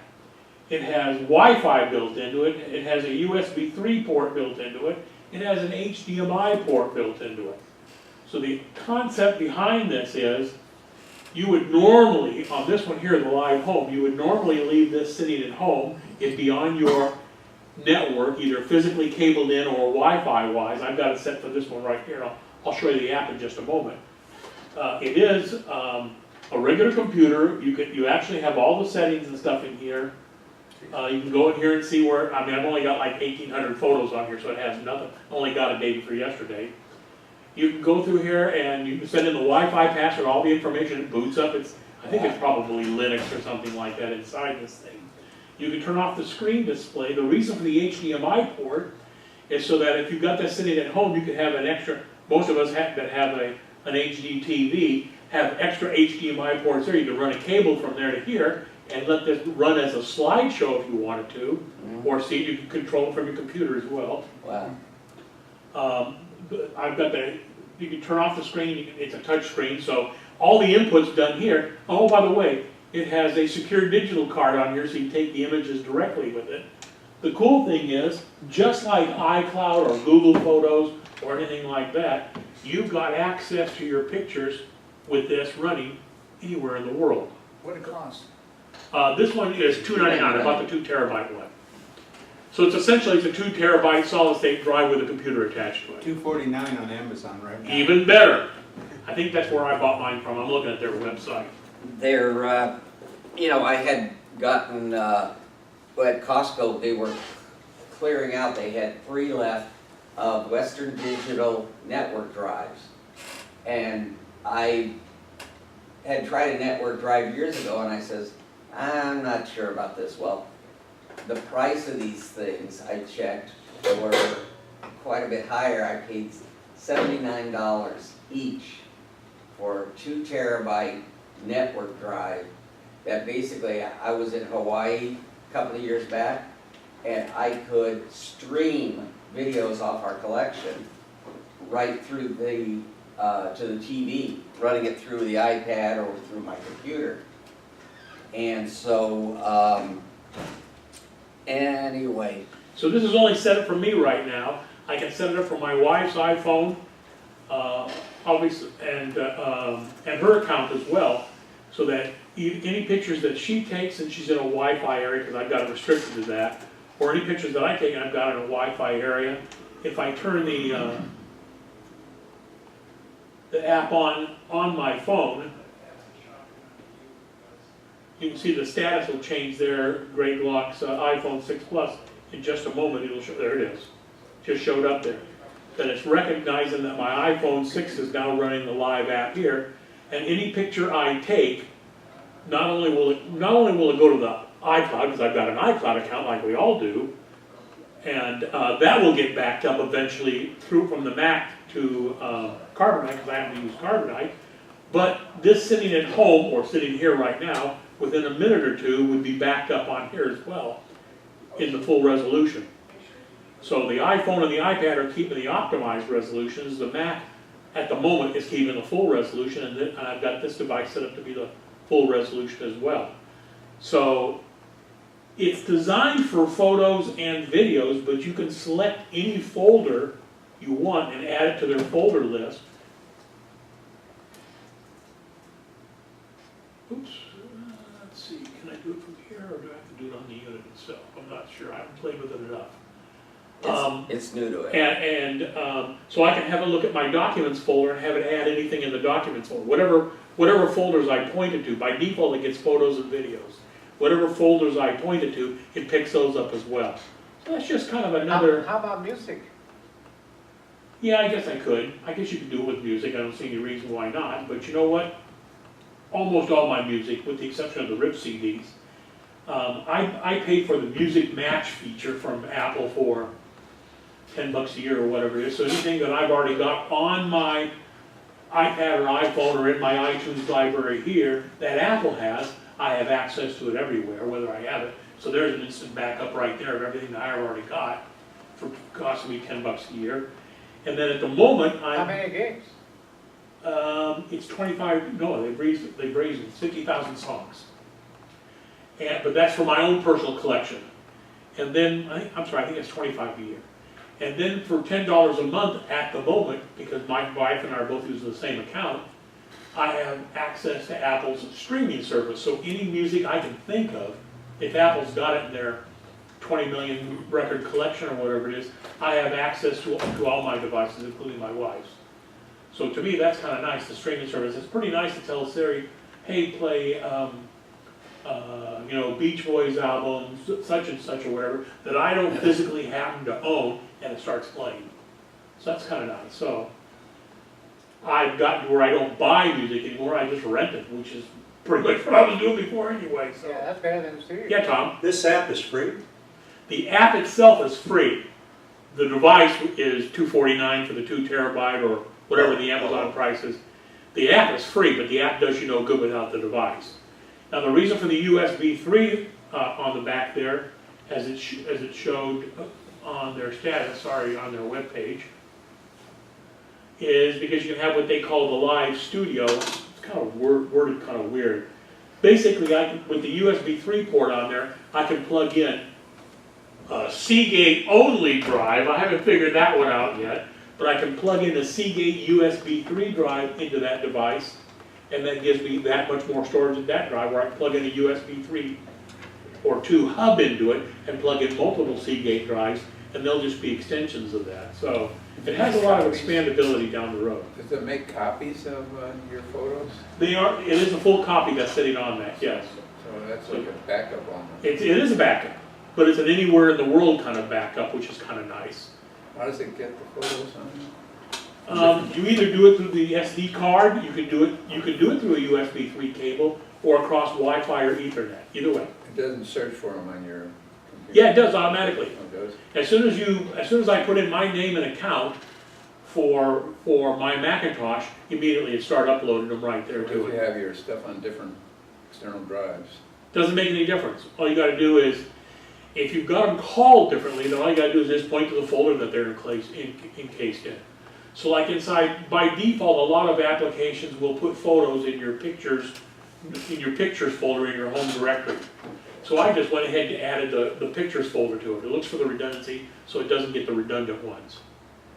So it looks to me like, I won't know until I've actually got a chance to really use it seriously, but I just like the idea of, okay, yeah, I trust Apple, I trust Carbonite pretty much, but I'd like to have another option just in case. I just like that idea. And the cool thing is, I can now delete them off the Mac if I want to, or keep the optimized, if storage became a problem, keep the reduced file size on the Mac and let this device handle the larger size files, the full-size versions. You know, when you say this thing has a computer, the only thing you can do, it seems to me like it's just media.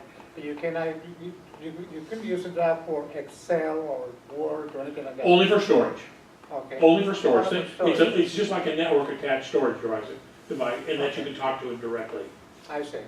Okay. Its big claim to fame is the ability to access the data almost anyway. Most NAS drives, network attached storage drives, are designed, but yours is designed to be on the outside world too, isn't it, Steve? The one you have? Oh, You can yeah, access yours anywhere also, right? yeah, not only that, it is PC or Mac, This Yeah. is too. So, Data is data as far as it's concerned. Do you have access to the drives so you could, replace them or upgrade them if you needed to or wanted to? in the box. Within the box on I'm the, sure you'd violate the warranty, but I don't see any reason why that wouldn't work. yeah, sometimes it comes in like one unit of plastic. And It doesn't seem, I didn't take it apart, obviously. It doesn't seem to be that way, but I mean, the fact that it's got a USB 3 port for expandability, Right, that's true. that's pretty cool. So I liked it from that. I've already at home got a USB 3 3 terabyte drive added to my Apple Airport Extreme anyway right now, that I've been capturing movies. I've stopped, right now I'm only putting movies that I didn't get through Apple, because with the ones I bought through Apple, several hundred, the ones I bought over the years through Apple, I can get them from Apple, I don't have to, why bother to back those up anymore? Yeah. So I no longer put music on that drive, again, I'm getting it through Apple, and the only thing I'm putting on there is stuff that I can't get from anybody else, basically. I would also just add, kind of tangential to that, is keep your eye open when you get the Sunday paper for and the ads. I saw an ad last Sunday, I think it was, or Sunday before, Staples had PNY 128 gigabyte USB 3 flash drives for $19.99. Whoa. For 128? 128, I got 2 of them, they were $19.99 And that was at Staples. at Staples. Wow. So keep Shoot, your that's eyes a open. deal. Yeah, 'cause I went- Because for the most part, they've been about $1 a gig lately. yeah, because they had them that same day at Best Buy for $89. Whoa! So I told you, I was at Best Buy also, I said, don't get it here, you know, because, yeah. All right, Steve, whatever you want to talk about. Okay, power me up to my phone.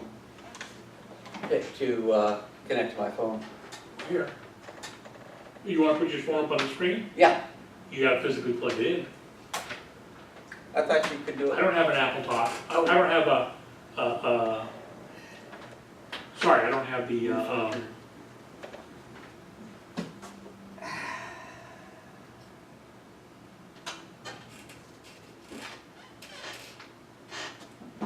See, I did have to stand up. I fell what was it? Not Sammamish,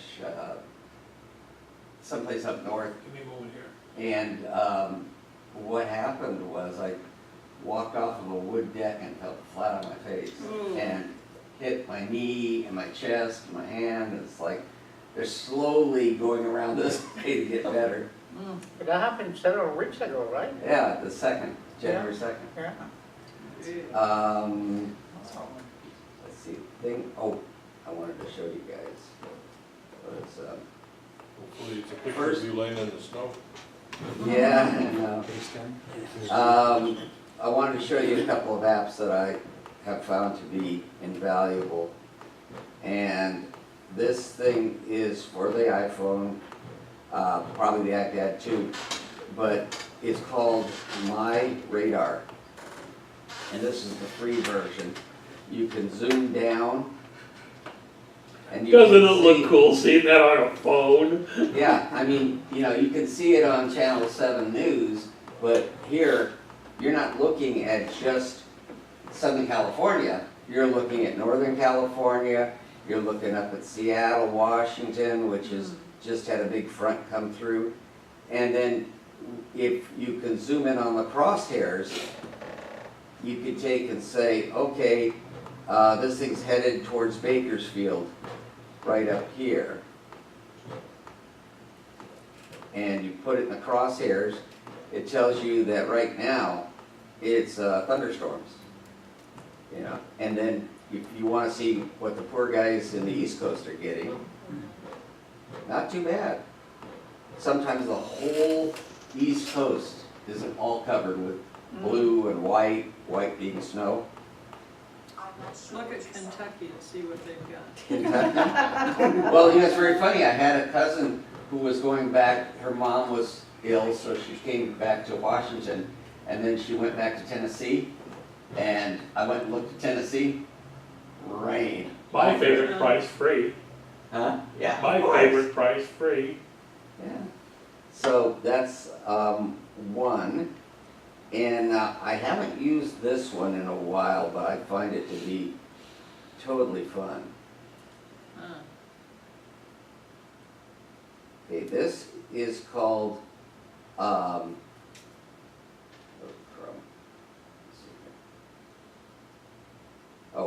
PFAR, Plane Finder AR. What's AR stand for? Anybody know? Amateur radio. Oh, that's a good try. But it's, Radar or recreation. something, a reality. And so basically, Augmented reality. augmented reality, yes, thank you, What? right. Augmented. You don't want to use it in the restroom. In the which? Bathroom. Why? So you don't want to use it in the restroom. This shows you where planes are. Look what else you're showing. It's also got, you turn the camera on, so we're seeing the camera as well, of course. Oh, where did I, oh, I see, there we go. There you go. Now there's SkyWest, and Is PFAR? So the way you're facing it is the way it's showing planes that are in that that's general planes in the direction? circle, and they've gotten a lot better. The picture down at the bottom is, Does it come with the shaky hand? Yeah. you better watch it. I am very sensitive to that. It's like, Oh, hell, we're all in that boat. yeah. Steve, doesn't make any difference anymore. You know, I went to talk to a city council member last night, and I was picking for words. But you look at, there's American, there's Open Skies, you wouldn't believe how many different airlines there are. Like American, if you look out at this top one, and I'm gonna hold it so it stops shaking a bit.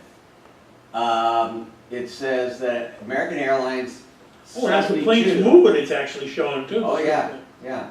See, this plane is moving, and it's left Los Angeles, and it's going to McCarran and Vegas, 506 miles, 20,000 feet, and it's 14 miles that way. They never crash on the way to Vegas. Well, They get that money in that town. There was an app that I saw where you can take and see the whole world, actually, at a certain side, certain hemisphere at a certain time, and you can see the planes tracking in yellow on a dark screen. Wow. And it's like, I mean, there's so much that you can do. You can, if you're retired, you can down and sit down and just spend the day just looking at this stuff, because it's What's really the name neat. of So that one's called PFAR. It doesn't show up. You sure? You know, Yeah, plane finder AR, PFAR. Yeah. speaking of all Plane that, finder AR. Uh-huh. PFAR or plane finder AR. Good. you know, I had a laugh at the airline security in October. I flew to see my sister in Colorado, and after going through all the airport security and getting on the plane, it was on Southwest, I hadn't been on with their Wi-Fi. I paid $8, right, for the flight through Wi-Fi, and I had just had my iPad and my phone, but I thought, wait a minute, I've always enjoyed aviation and flying, so I tuned in. Plane finder, you have to use plane finder. I tuned in live ATC. Oh, yeah. Used my compass and my map. And you can listen to everything going on in real time. It's like, what kind of security is this? You Well, know, it's basically, it was not time delayed. It was. have you seen the, there was an app, or not an app, a YouTube thing on where this lady is saying, you know, all things must be turned off and blah, blah, blah. And this is such a crack up. Oh, I've seen that video. Yeah. Oh, I God, think that I had thing. that up. I think I showed it here once. Maybe, And I was WhatsApp texting to my wife at the same time in the video. yeah. It's So much this for- is another one, and this one is Quake Watch. Quick watch, yeah. All right. And Quake Watch was very strange. I was going down, and you can set all sorts of different options, the latest, the biggest, the closest. And so the other night I was going through, I see 5.1s in Indonesia, 5.3s in Fiji, Papua New Guinea. I didn't realize how earthquake prone that area is. Yeah. And then all of a sudden, it should still be on here. My next door neighbor's wife came from Indonesia, and I didn't know exactly where it was. Look at that, 7.8. Wow. When was it? But her parents live on the east of Indonesia, and this happened more towards Malaysia, which was, but see, you can hit that, and it'll give you what plate it's on, show nearby quakes. See, so they have, There's also one called Quake Feed, that's another freebie. yeah, And then there's one called, believe it or not, Seismometer that uses the you set it on a flat surface like this and turn it on, and it shows you the tracking, the seismic tracking. Oh, really? So when you do like this, you can see it Oh, making the yeah, patterns, and I it'll have actually something track. like that. In fact, there's somebody who's bringing an app out that's gonna be able to use those in people's phones for anybody who wants to subscribe, that when there is an earthquake, it'll be looking at that data. Greg, what time does your computer say? 1101, Mine is 9:41. How can it do that? I don't know. Time zone? Wait a minute, 9:41 is the dummy time that they use as a reference for Oh, for for all the, their yeah, demos so and if stuff. I go, no, Look at the clock up here. no, that's wrong. Well, that's what I'm saying, that's when you said 9:41. Yeah, but the thing is on my 9:41 is Apple's dummy time that they reference everything from the very first iPhone showed 9:41, and they use that as a reference for. So you've got 9:41. No, go into your setting. Go into your. I don't know how you got that. I mean, cause settings I always have for, Cupertine time. pardon me? Cupertine, where's the Cupertine time? No, it doesn't. No, Cupertino's the same time zone as us. Oh, Yeah, wait a right. second, wait a second. Yeah, they are. So, dates and I time. think the president of North Korea got your phone. Yeah. Yeah, maybe. Boy, that's scary. Maybe the FBI got into it. Okay, now, people were talking about, like you were talking about, your, router, your Airport Express. Okay, I tell you, I have, I think I've seen it all, and yet I haven't seen it all. Somebody came in with a Power Mac G5, and he said, Steve, I use it for 8 minutes, and it shuts down. Let it cool down, and 8 minutes, it pops off and shuts down. Well, I had to show this to the group because this, if you see this, you will keep a better idea. Does anybody have tower computers? Yeah. Yeah, okay. That's all. How often do you open it and look inside? It's dusty. Okay, I've done it several times. okay. Here, let me get to the picture because, Go to sleep. okay, now this is a Power Mac G5 cooling fin. These are the cooling fins that are attached to the CPU with thermal grease and all that stuff and locked in place. Right. This is what his, Yeah, I mean, I not good. thought I've seen everything, and look at how filthy this is. I mean, this is all fuzz in here, all that down there. And so I take pictures because I want to show the user what what they're doing and why is it failing.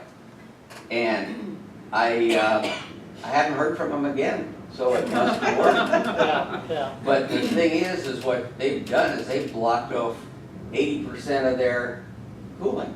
Right. How do they clean it? Well, I'll tell you something. You took the access plate off on the G5 and that's what you saw? Exactly. Okay, so So, I'll have to check mine now. Gotta be really Yes. a lot hotter. yes, it will. And the thing is I was trying to find, oh, here it is. Now, this is only partial of what it was that I found. I did this on purpose to take a long time. I took tweezers and I pulled them off in bunches, the dust. God, we breathe that crap too. Well, that's it. Yeah. See, because, looks like something else actually. But the thing is that all that stuff, double it. Because when I finally got through, it was twice as much as that. Where was And- that? Huh? Where was it? Crud. It credited in the pictures I showed you. Oh, that's the, oh, no, okay. Yeah, So you bill by the hour? this one I said 3 hours, I gave him, I stopped it. Because I was getting some benefit out of this, I just, Photo opportunity. look at this. That's the power supply fan. and that's blowing from the front to the back. That's the same way. Now, these G5 towers, they have this, the holes punched in the front. This hole looks like a grill.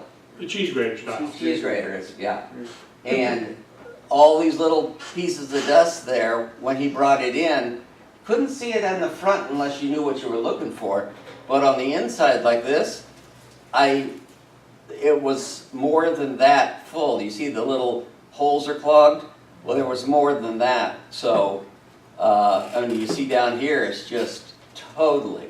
Like I said, you know, I have this deal of wall of shame that I want to put up, where like some kid took his PowerBook or MacBook and took a marker and thought they were an art student, you know, because I mean it doesn't just look like somebody did this. They were drawing something over the keys, over the armrest, the handrest.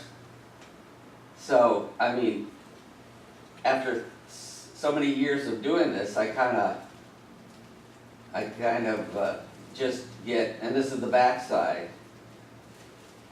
So be warned. You should probably reset your phone, Steve.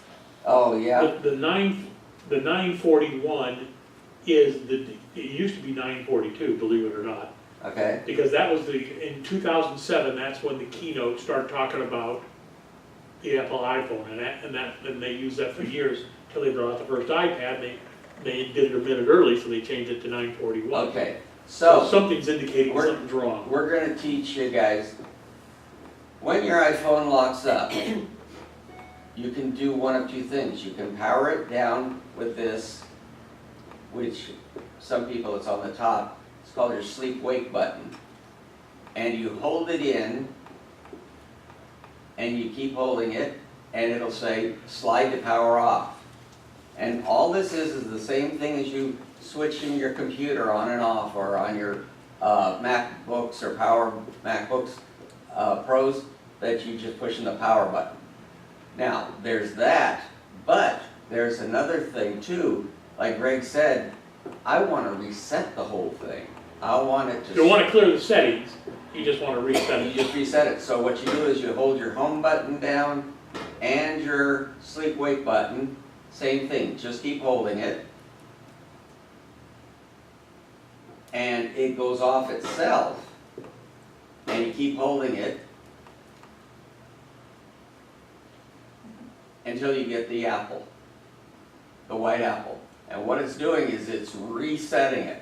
I mean, we used to have a thing called Control Open Apple Reset. That was a way... Parameter RAM reset. Yeah. Or no. No. I know what you're talking about. On the SE, or the, Apple IIe. And so now, and I just felt a couple of vibrations, and now it's up, and it's 11:09. So see, sometimes if you're having problems and something isn't working right, try powering it down and powering it up. If that doesn't work, then do the two-finger deal of holding down the home button and the sleep-wake button, and we got... Apparently that's some kind of an indication that you got a problem with that. What else gets reset besides that? all kinds of things. No, it doesn't reset any of your settings, you have to do that No. with the soft, in the It control just panel. reboots it. But the thing is, and it also, when you take and do this power off, reset, and all that stuff, you have to physically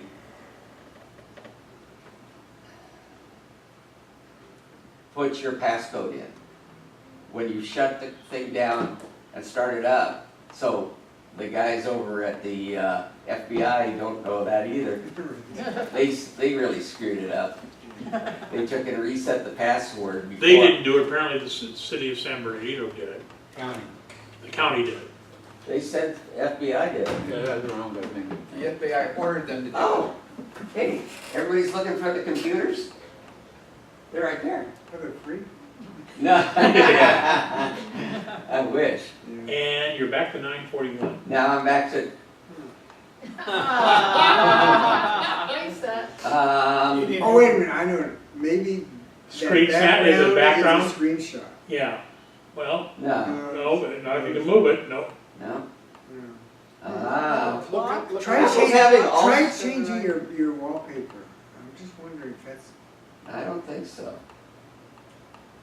What's the time in the upper right-hand corner? Upper right-hand corner is the percentage of Oh, if it's 11:30, it's exactly the right time. 9:41. This is Greg's computer. Oh, that's great. 11:11. Hey, Yeah, but it's 9:41 on the I phone. have to tell you a story about 9/11. You won't believe it. Okay, we got time. That's weird.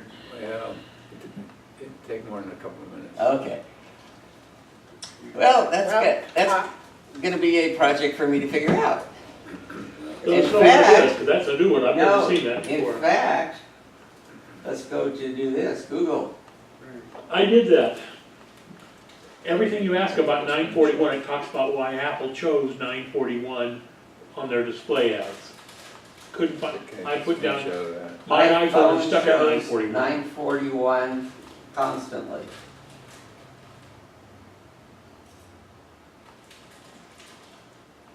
And it's right twice a day. See, it's gonna talk about why they made it that way. Not that you have a problem with your phone. I think you probably need to go to the knowledge base. Yeah. What do you have set for your time zone? Wouldn't make any difference. Make a difference. well, maybe the question is, It would be an hour off, it wouldn't be off by, Oh, yeah. No, it would be, there's like 27 or 28 time zones in this world, believe it or not, there's a few that are on the half hour, Yeah, I was gonna say. it's- where's the, like Newfoundland. oh, general, maybe? Yeah. Date and time. Time and date. Date and time. 24 hours, Cupertino, Change it to 24 hour. 941, 0. Adds a zero, that's good, I like that. Man, I'm visiting the Apple Turn off the Store. set automatically. Steve, I just want to ask you, Yeah, Go to hey, the right time down wait a below. second, right time down below. Mhm. That's weird. that is bizarre. yeah, amazing. Well, luckily I'm. Well, wait a minute, still on Steve, my you have way to another work. problem. What? What service are you with? AT&T. So am I. I'm getting 3 bars, you're getting 5. I'm getting 3. And yours isn't showing AT&T. No, because when you have the Wi-Fi turned on, it doesn't show the AT&T. Turn I'm it on off. AT&T, No, yes, I've it got does. 2 bars Mine does. at the right time. Mine's showing AT&T. Because you got the bigger phone. No, You got one. yours is not showing which, Service provider. which service provider you have. Okay, I take and turn off my Wi-Fi. Okay, and wait for a second. Interesting, look at it's still, that's like a screen snapshot up at the very top. It's showing 100% too. Yeah. Yeah, maybe that's, yeah. That's, well, it's showing 100% because I'm getting power Oh, off that's here. true, that's true, sorry. But it's not showing your service provider. I mean, it's showing the strength of the signal, but it's not saying. Yeah, even though you got the Wi-Fi turned on. There you go. See, I took this off. Hey, wait a Is it block second. right now? Or maybe Great. it's something with QuickTime. It's something with this cable. That's a MiFi cable. I'll show you, because watch, I bet you when I plug it back in, That's an interesting picture you got up there. bingo. It's the 941 cable. You better get your cable check, buddy. Look at that. No. Okay, there you You know go. what, let me try it on mine. That's the cable, number, 941. No. 9:41 a.m. Because now it's 11:15. So it's not over your phone, it's a cable. It's something to do with the cable. It's a feature, not a bug. Yeah. Oh, you're running, Apple doesn't have. you're bugs. running, what you call it, here, El Capitan? Maybe it doesn't May- like that. maybe- You're right, mine does the same thing too. Yeah, see? So you know what? Now. Try this cable. Wait a second, Try a different cable. Yeah, I was gonna come and get. This is made for Apple certified cable. Don't believe everything you read. I've learned that. You know, we do this thing called process of elimination, and this is what happens, you know. You get something, because that really blew me away. Why is I've never seen that before, but or I should say, I've never noticed that before. Yeah, well, Well, as long as you know that it's the cable, then. Well, Yeah, let's just make sure it's not another problem. but then he's got to say, hey, you know, this cable, I want my money back because it's It's a 941, not doing nor it. the 941.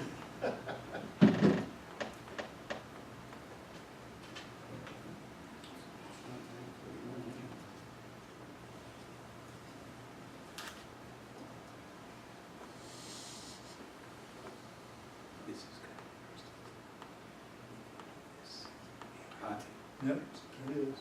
Well, wait a minute, that's a Google thing that you see there. Yeah. Nope, 941. it's got, Ha! that's an Apple bug. No. It's Some doing it with things- this cable too. Huh? It's doing it with my phone and Oh, that's an Apple bug. that's an Apple bug. That's an Yeah, Apple you're bug. right. How about that? The club gets to nail Apple on Go something. ahead, I'll let They'll you. probably say, that's normal. Yeah, that's a feature, Is it not a bug. Feature. It's an enhancement. Yeah, I wanted to ask you a Here you question. go, go back here, plug back in. You know, I have what That's is it, weird. iTunes Media folder file. Yeah, I have it on a NAS drive, and I wanted to be able to use it with Apple TV. And for some reason, Apple TV doesn't see it. okay, it has to be a certain format. Okay, what was it, Greg, you were saying, MP4? By default, iTunes, which is what the Apple TV uses, Yeah, only recognizes M4V, MPG, and only, so like a VLC, but now you can get VLC for Apple TV. right. Well, I'm using the iTunes Media. In other words, I moved. He's using it off a NAS drive. I'm not exactly Correct. sure what the deal would be working with a NAS drive on it. Okay, That is really bizarre. because you can, if you do file sharing, under iTunes. I don't know whether the TV can see a NAS drive or not, to be honest with you. I'm Well, not sure. I think, Do a Google search or go to the Apple Knowledge Database, NAS. and the other thing is, when I asked my son, hey, can we take and watch movies off our NAS drive? And NAS drive, by the way, is net accessible storage. Is can we download, oh no, it has to be this format, and this format. And he says, Dad, I didn't put it in any of, the stuff that he put on them, on the NAS drive, he didn't put in any of those formats. And so that's why we can't watch them. But So Rick says, is your video a regular iTunes video? Will it play in iTunes? Yeah, it's fine. And you can actually, if you use. So it's acting like it's acting like the Apple TV doesn't know about the network attached storage. Right. You can probably plug a cable directly into the NAS storage, into the Apple TV. I don't know if that would work or not. I don't know. Yeah. Don't have that combination to try out. Is anybody familiar with Plex? I'm not. I know of it. I don't know anybody who has it. You're the first person I've heard. But somebody out there has an answer. Do a Google search on that. The very least, go to Apple's website, go to support, go to their knowledge database, and type in as much as you possibly can. There'll be a section on Apple TV. Ask for network attached storage and see what it says. Yeah, but I think. There's probably something unique that you've got to do to make it aware that it's there. Yeah. now, I mentioned this before, apps gone free. Now, these were with the App Store for quite a while, and then all of a sudden I couldn't find them because I'd teach my students over at Leisure World. I'd say, oh, first program you want to get is apps gone free. And I go in, Not there wait anymore. a second, it's not there. And so what I had to do was go through Safari to the Apps Gone Free site, and I put a complaint into them, and they said, we're working on it, and it'll be back up such and such time. But this thing is really great, except for the fact that there's a lot of kids' games and stuff like that. Here's a game, 99 cents normally for free, and it gives you what it is, who it's for, and why they feel they should pick it. Art of, this is called Zentries. $1.99 for free, and you just touch that, and it takes you to the thing, and it says, the art of journaling, okay? So it gives you sample pictures of the thing. Here's Montezuma's Puzzle 4, 99 cents for free. Now, these are only free, as they say, today's apps, and that usually means that it's only good today, so you gotta check this once a day. And remote mouse for iPad. This is kind of neat. Transform your iPad into a trackpad for use with your remote mouse. Oh, real quick, about that 941 across the top, Yeah. I'll bet it's made to be that way. No, I'm serious, I mean, think about it.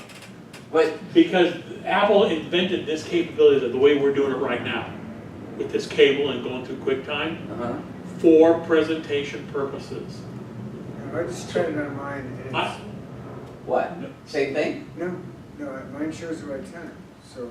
With a cable to QuickTime, Why don't you restart and zap the pram on yours, the computer? So anyway, while he's doing that, there is another deal here. It says, that's all for today, folks. Want more? View previous issues. So it gives you the days. Yeah, it gives you the and it gives you the icons. And sometime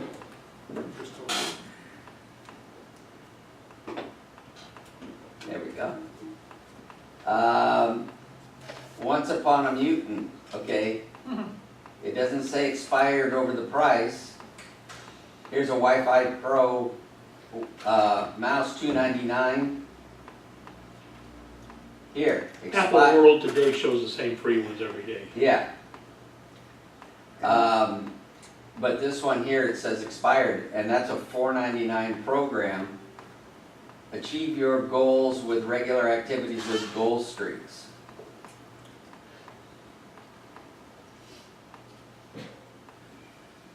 And so, but it's a great free program, I tell you. Let's plug it back in. Huh? MacNN is a good site also. MacNN. And, okay. Mac, yeah, MacNN.com. They have information and great deals. And then the, trying to think of the other things that I saw that, anybody need to paint their house inside, I mean, the rooms? There's a program here called Color, That's pretty cool. and that is really You can take cool. pictures of your room, and it will try to simulate the color. Try it on the wall here. Try it here. Oh, I just said, okay, hang on, let me go back. Please select the color. No, let's go, take a photo, okay, take a photo, Well, I wouldn't take it of that window. I take maybe of that wall over there. Yeah. That's- okay, so let's do. Cancel. Oh, come on.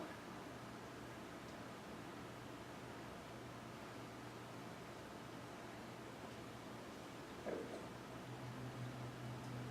Gee, I'm waiting for you to go through your 1,500 emails there, Steve. Oh, God, you know, You're as bad as my wife. well, no, what happens is, I download automatically here. At home, I download manually, which means don't show me the emails until I want them. And what happens is they get here, and I may look through them, I may not, and the only time that it wipes them off the server is when I look at them on my Mac Pro. And so this thing here, See, I do it just the opposite. I let them disappear off the phone in 30 days. oh, yeah, And I well, make them take off the server and the Mac at home gets everything. right, right. Stop right there. How do you get them to disappear off the phone after 30 days? In 30 days, you go There's an option in to settings. settings. Is that real? Never seen that. I will show you. We will enlighten you. Okay, so you go to The mail? mail, contacts, and calendars, and you go to my main account,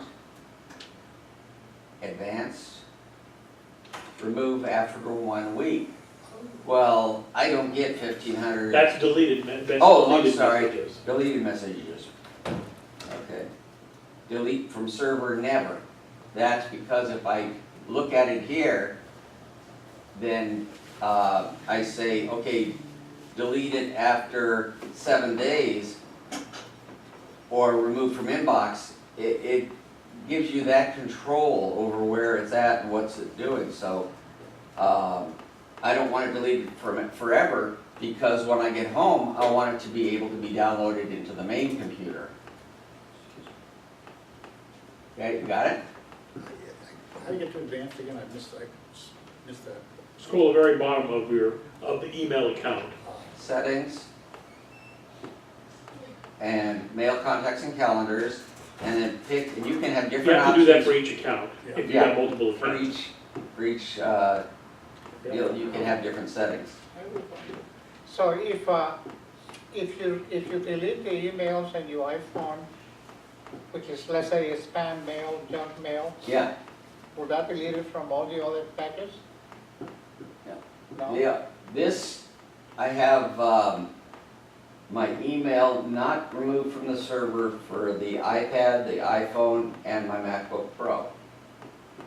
The only one that will delete it is my computer at home, and that's got over 4,000, so, yeah, take it as what you want.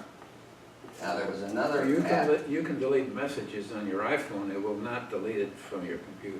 messages or emails, Email, okay, yeah, I can, right, you don't, okay. but, It's- oh, and that's we different had a. than- That's different from deleting from server, is what I'm saying. Right, right. Now, I had another problem with somebody the other day. She had, okay, if I take an old email and I say, take this guy and I want to say details.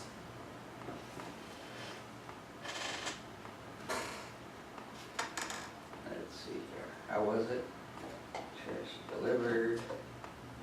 Oh, I remember, you hold it down, and you get copy and more, you say more, and it puts little check boxes.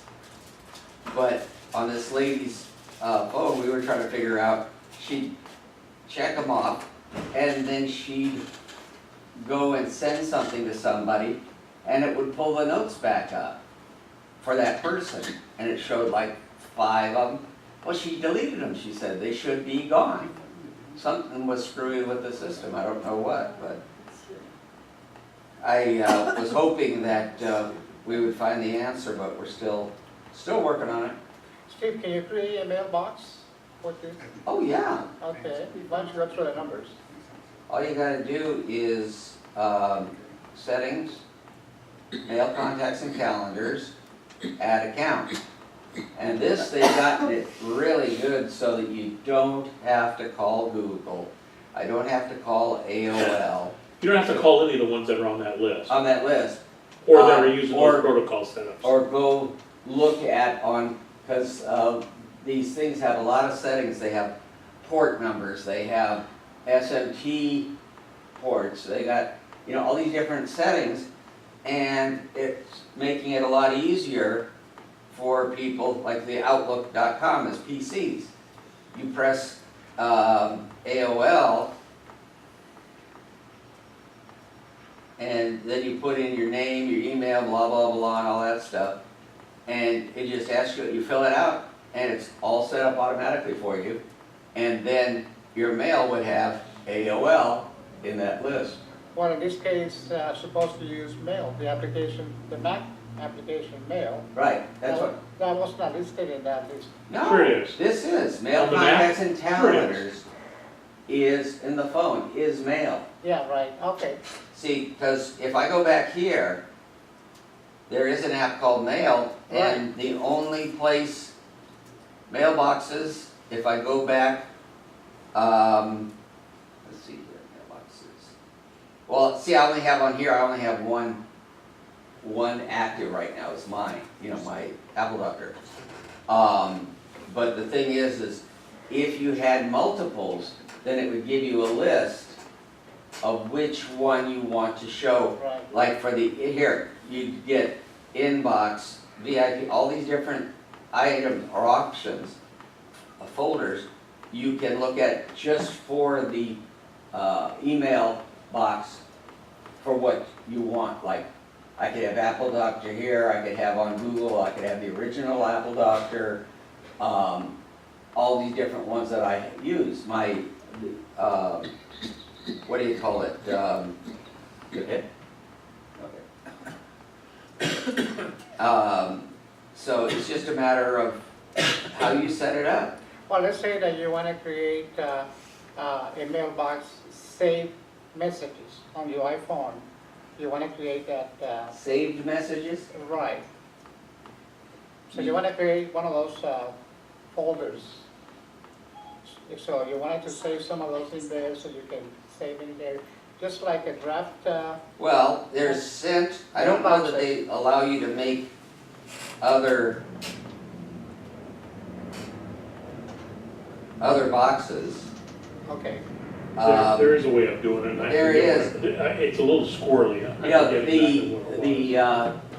we don't do what Smog does, is you send in your questions, and then by the time the meeting comes around, they have. Yeah, just don't send it the day before, or that morning. We've actually had people send them that morning. Yeah, Smog's still around? 10 minutes before the meeting. I would suppose Oh, so. yeah. I suppose so. Yeah, they meet here every, the week after. The next, yeah. That worked out really good, because there was times when, at the other place, we couldn't have the first of the month, or excuse me, yeah, first of the month, because it was a holiday and the campus was closed. And I talked to Russell Poucher, who owns this place, and he says, no, you can have it on your day, because that's cut out for you, so no problem. The only reason we figured is, like, say, when does Easter come this year? 27th? Oh, okay, so it's not the first Saturday. But lately, any of the first Saturdays, we've been not having a meeting because people go out to family and things like that. And we figured, well, if nobody's gonna come, we'll just take one day off. Steve? Yes, sir. On your time and carrier settings, everything I find says to reset your network settings. I have a feeling it's this protected network that you're on, the CRTG. So it says that if you reset your network settings and restart the computer, the phone, of course then you have to input all. You mean for the 941 thing? Why that's Yeah. frozen across the top? That whole thing's frozen, by the way. Really? Well, Hmm. that banner panel across the top, I don't think It's I network don't settings. think any of it's working right. Hmm. I think that's an image. Now, let's see here. Settings. Of course then, yeah, you will have Okay, to. under mail advanced, you can create Wait a second. sent mailbox. Okay.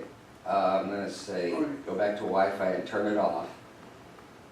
And basically, You're actually to reset.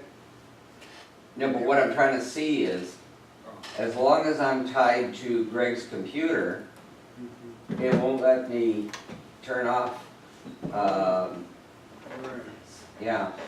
I will try this when we get home, and if I get the same thing, then there's something wrong. If not, then it has to do, because Greg, you are wired in, right? To No, it's Wi-Fi. It's Wi-Fi, okay. So that way we'll be able to tell, is it Russell's some setting that he's gotten his deal or what, because it's still 941. But aren't you on his CRT Oh, he is, GPS? yeah. It's working for him. Yeah, I'm not getting that problem. This is a good one. What OS are you running on your Mac? 10.11.3. Same here. Oh, yeah, so that's not an age. It's a custom ghost. It is Well, really, that's a new one on me, boy. I'll start up my hotspot here and then we can try that. how many people have been getting not mails, but messages or calls, see that the calls have been increasing Yes. from No.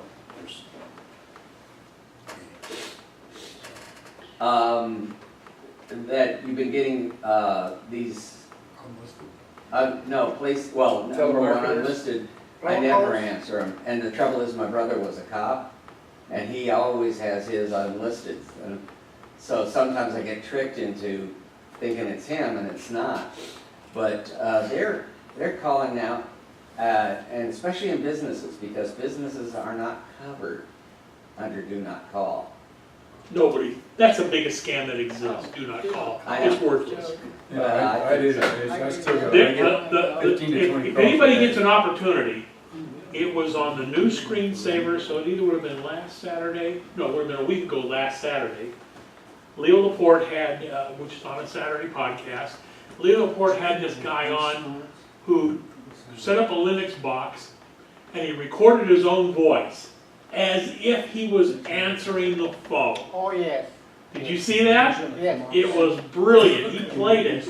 And so normally the robocall would call the house and he answers it normally and he puts pauses in there and everything like that.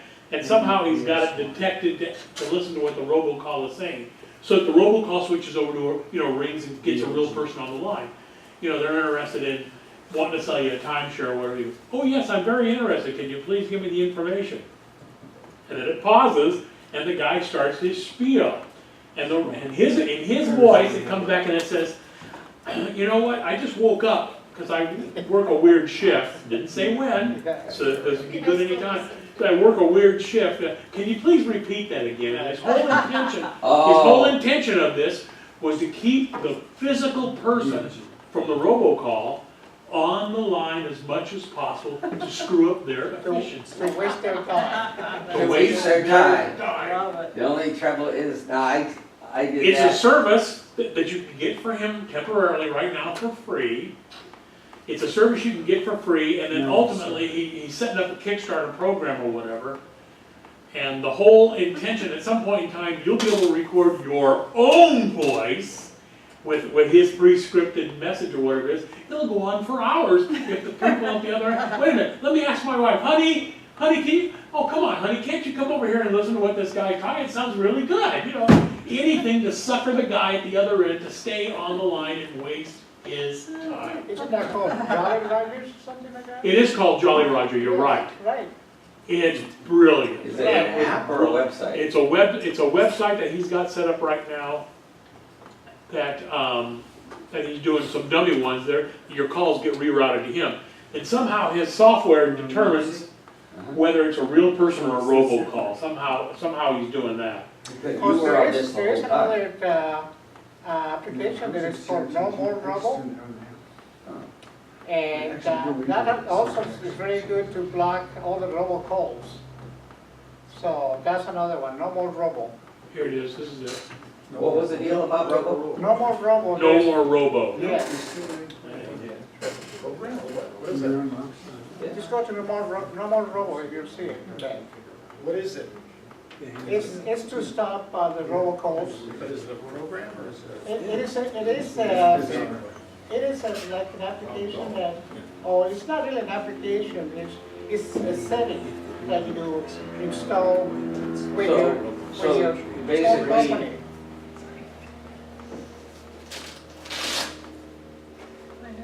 I don't want to call it, no.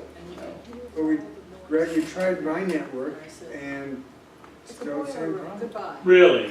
Is doing it on yours now? Well, no, I mean. Well, you set it up for me. No, he set me up on I his, see. little portable Verizon hotspot, and it still said 9:41. It said 11 until, I think, till I did something. We restarted the phone, and it was 11, whatever it is. yeah, try, just for the heck of it, try changing your wallpaper. Okay.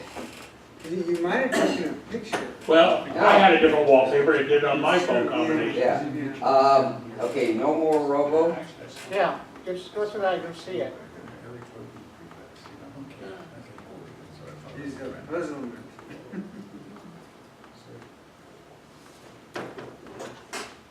That's from Verizon only though, isn't it? Time Warner. It works with most telephone companies. No more annoying robocalls. At the best, it's free. Did you do that with incoming faxes that you don't wanna hear?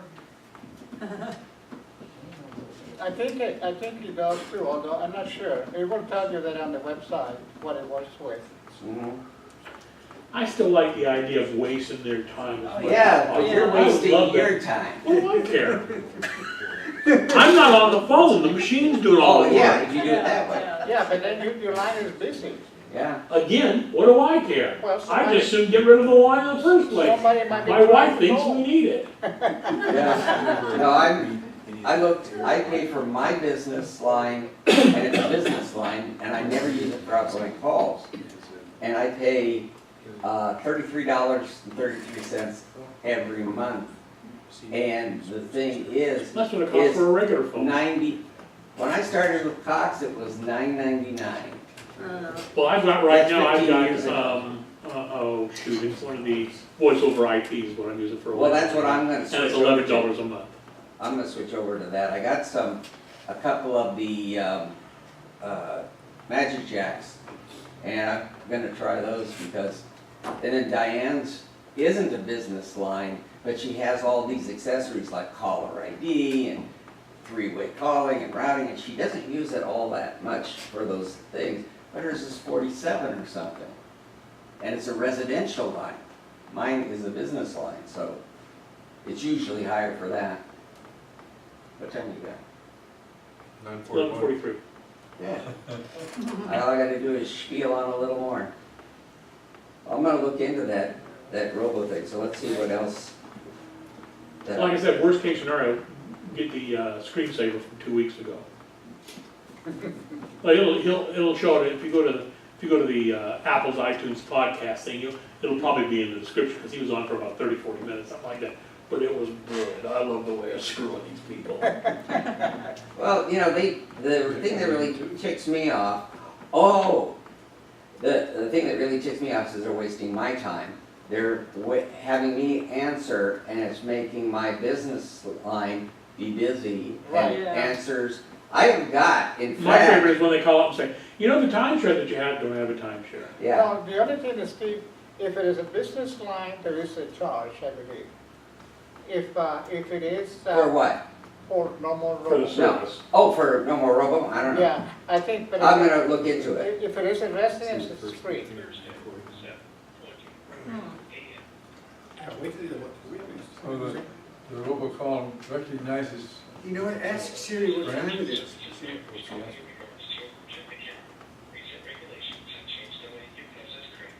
Yeah. How about I don't have any credit card debt, moron? No, Greg, Everything Greg, I own is paid off. Guess Greg. what? That's not what this says. October, you had to have a terminal to accept credit cards so that they can verify it with a little chip on it? Chip. Okay. And it's like, I have called them, I said. That's not a it's supposed to be a requirement, but they're not enforcing it right now. Second one, I strung them all together because I went to the FCC, or no, what's that other? The FTC, the Interstate Federal Trade Commission, Yeah. and a lot of good that did. So, Ask Siri what time it is, see what they say. God, you keep coming up with good ideas. Yeah, Siri will probably come back and says, well, according to your phone, it's 9:40. Well, one of the things I started doing is just answer the What phone. time is it? And when they start talking, I say, oh, I got something else I'd like to say. That's They all right. 7:45, never come back. and it tells me I'm in Costa Mesa. Huh. This is really That is What do weird. you say? How do you vote? And yours works fine. Yeah. Genius. That is bizarre. What phone did you try it with? You have an iPhone iPhone 6? 6, Same here. Yeah. running 9.2.1. Well, we What'd know you it's say? not the Yours is cable a that 6? Steve blamed it on. Is it 6? 6 plus, Oh, 6 plus. yeah. Yeah, then it's the same level as Same as mine. mine, mine's a 6S. Oh, mine's a 6S. That's So yours is later. Mm. Well, you're even better.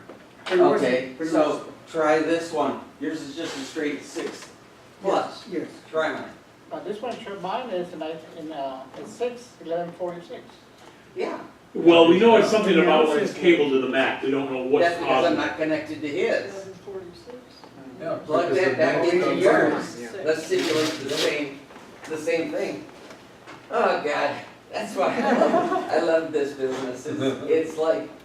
No, Steve, I'm saying, the reason I said that might be a default that Apple has set up, let me explain why. I've never had it. Neither have I, or never noticed it maybe. No, Because I've never noticed it. The only reason I'm noticing it now is because I'm watching it on the screen here rather than up there, but, so it's real obvious here, but I thought, I just wondered if maybe it had something to do with you're using it for presentation purposes. We don't want to show your service provider, number one.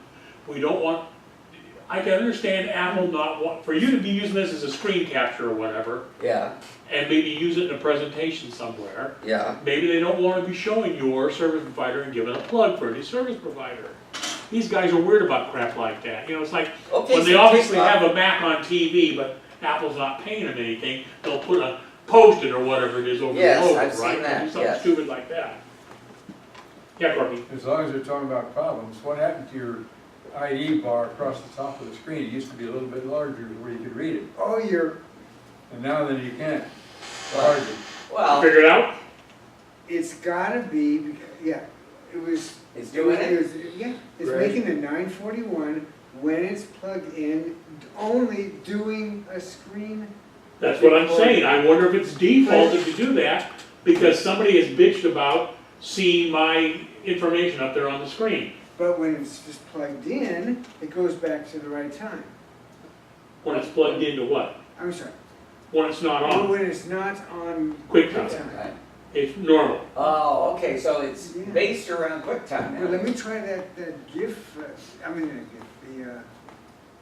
that screen recording thing I just, GIF Brewery, which will also do a screen recording. You understand what I'm saying though? Yeah, It's yeah. possible that people have been bitching to Apple about, hey, well, I want to make screen captures, but I don't want to show that I've got AT&T or Verizon or Sprint or whatever. I understand, yeah. And Apple could be putting a dummy banner up there in its place so that nothing personal gets shown. Well, we're gonna have to find out. One last thing I'm gonna talk about, I bought these a while back, and, I really, you know, you get all these different size batteries. And my wife gets home and she's, my batteries went out while I was driving home, and she's used it all day. And we both. Get her a car charger first off. Well, she has that, but if she's in the office over in Orange County, Get her another charger for there. give this to her in her purse. But this thing, it's, Then they forget to charge that up, Steve. My wife does the same thing. now, I don't have the specs on this one here. Amazon had a big one like that for But- $10. Which? Amazon.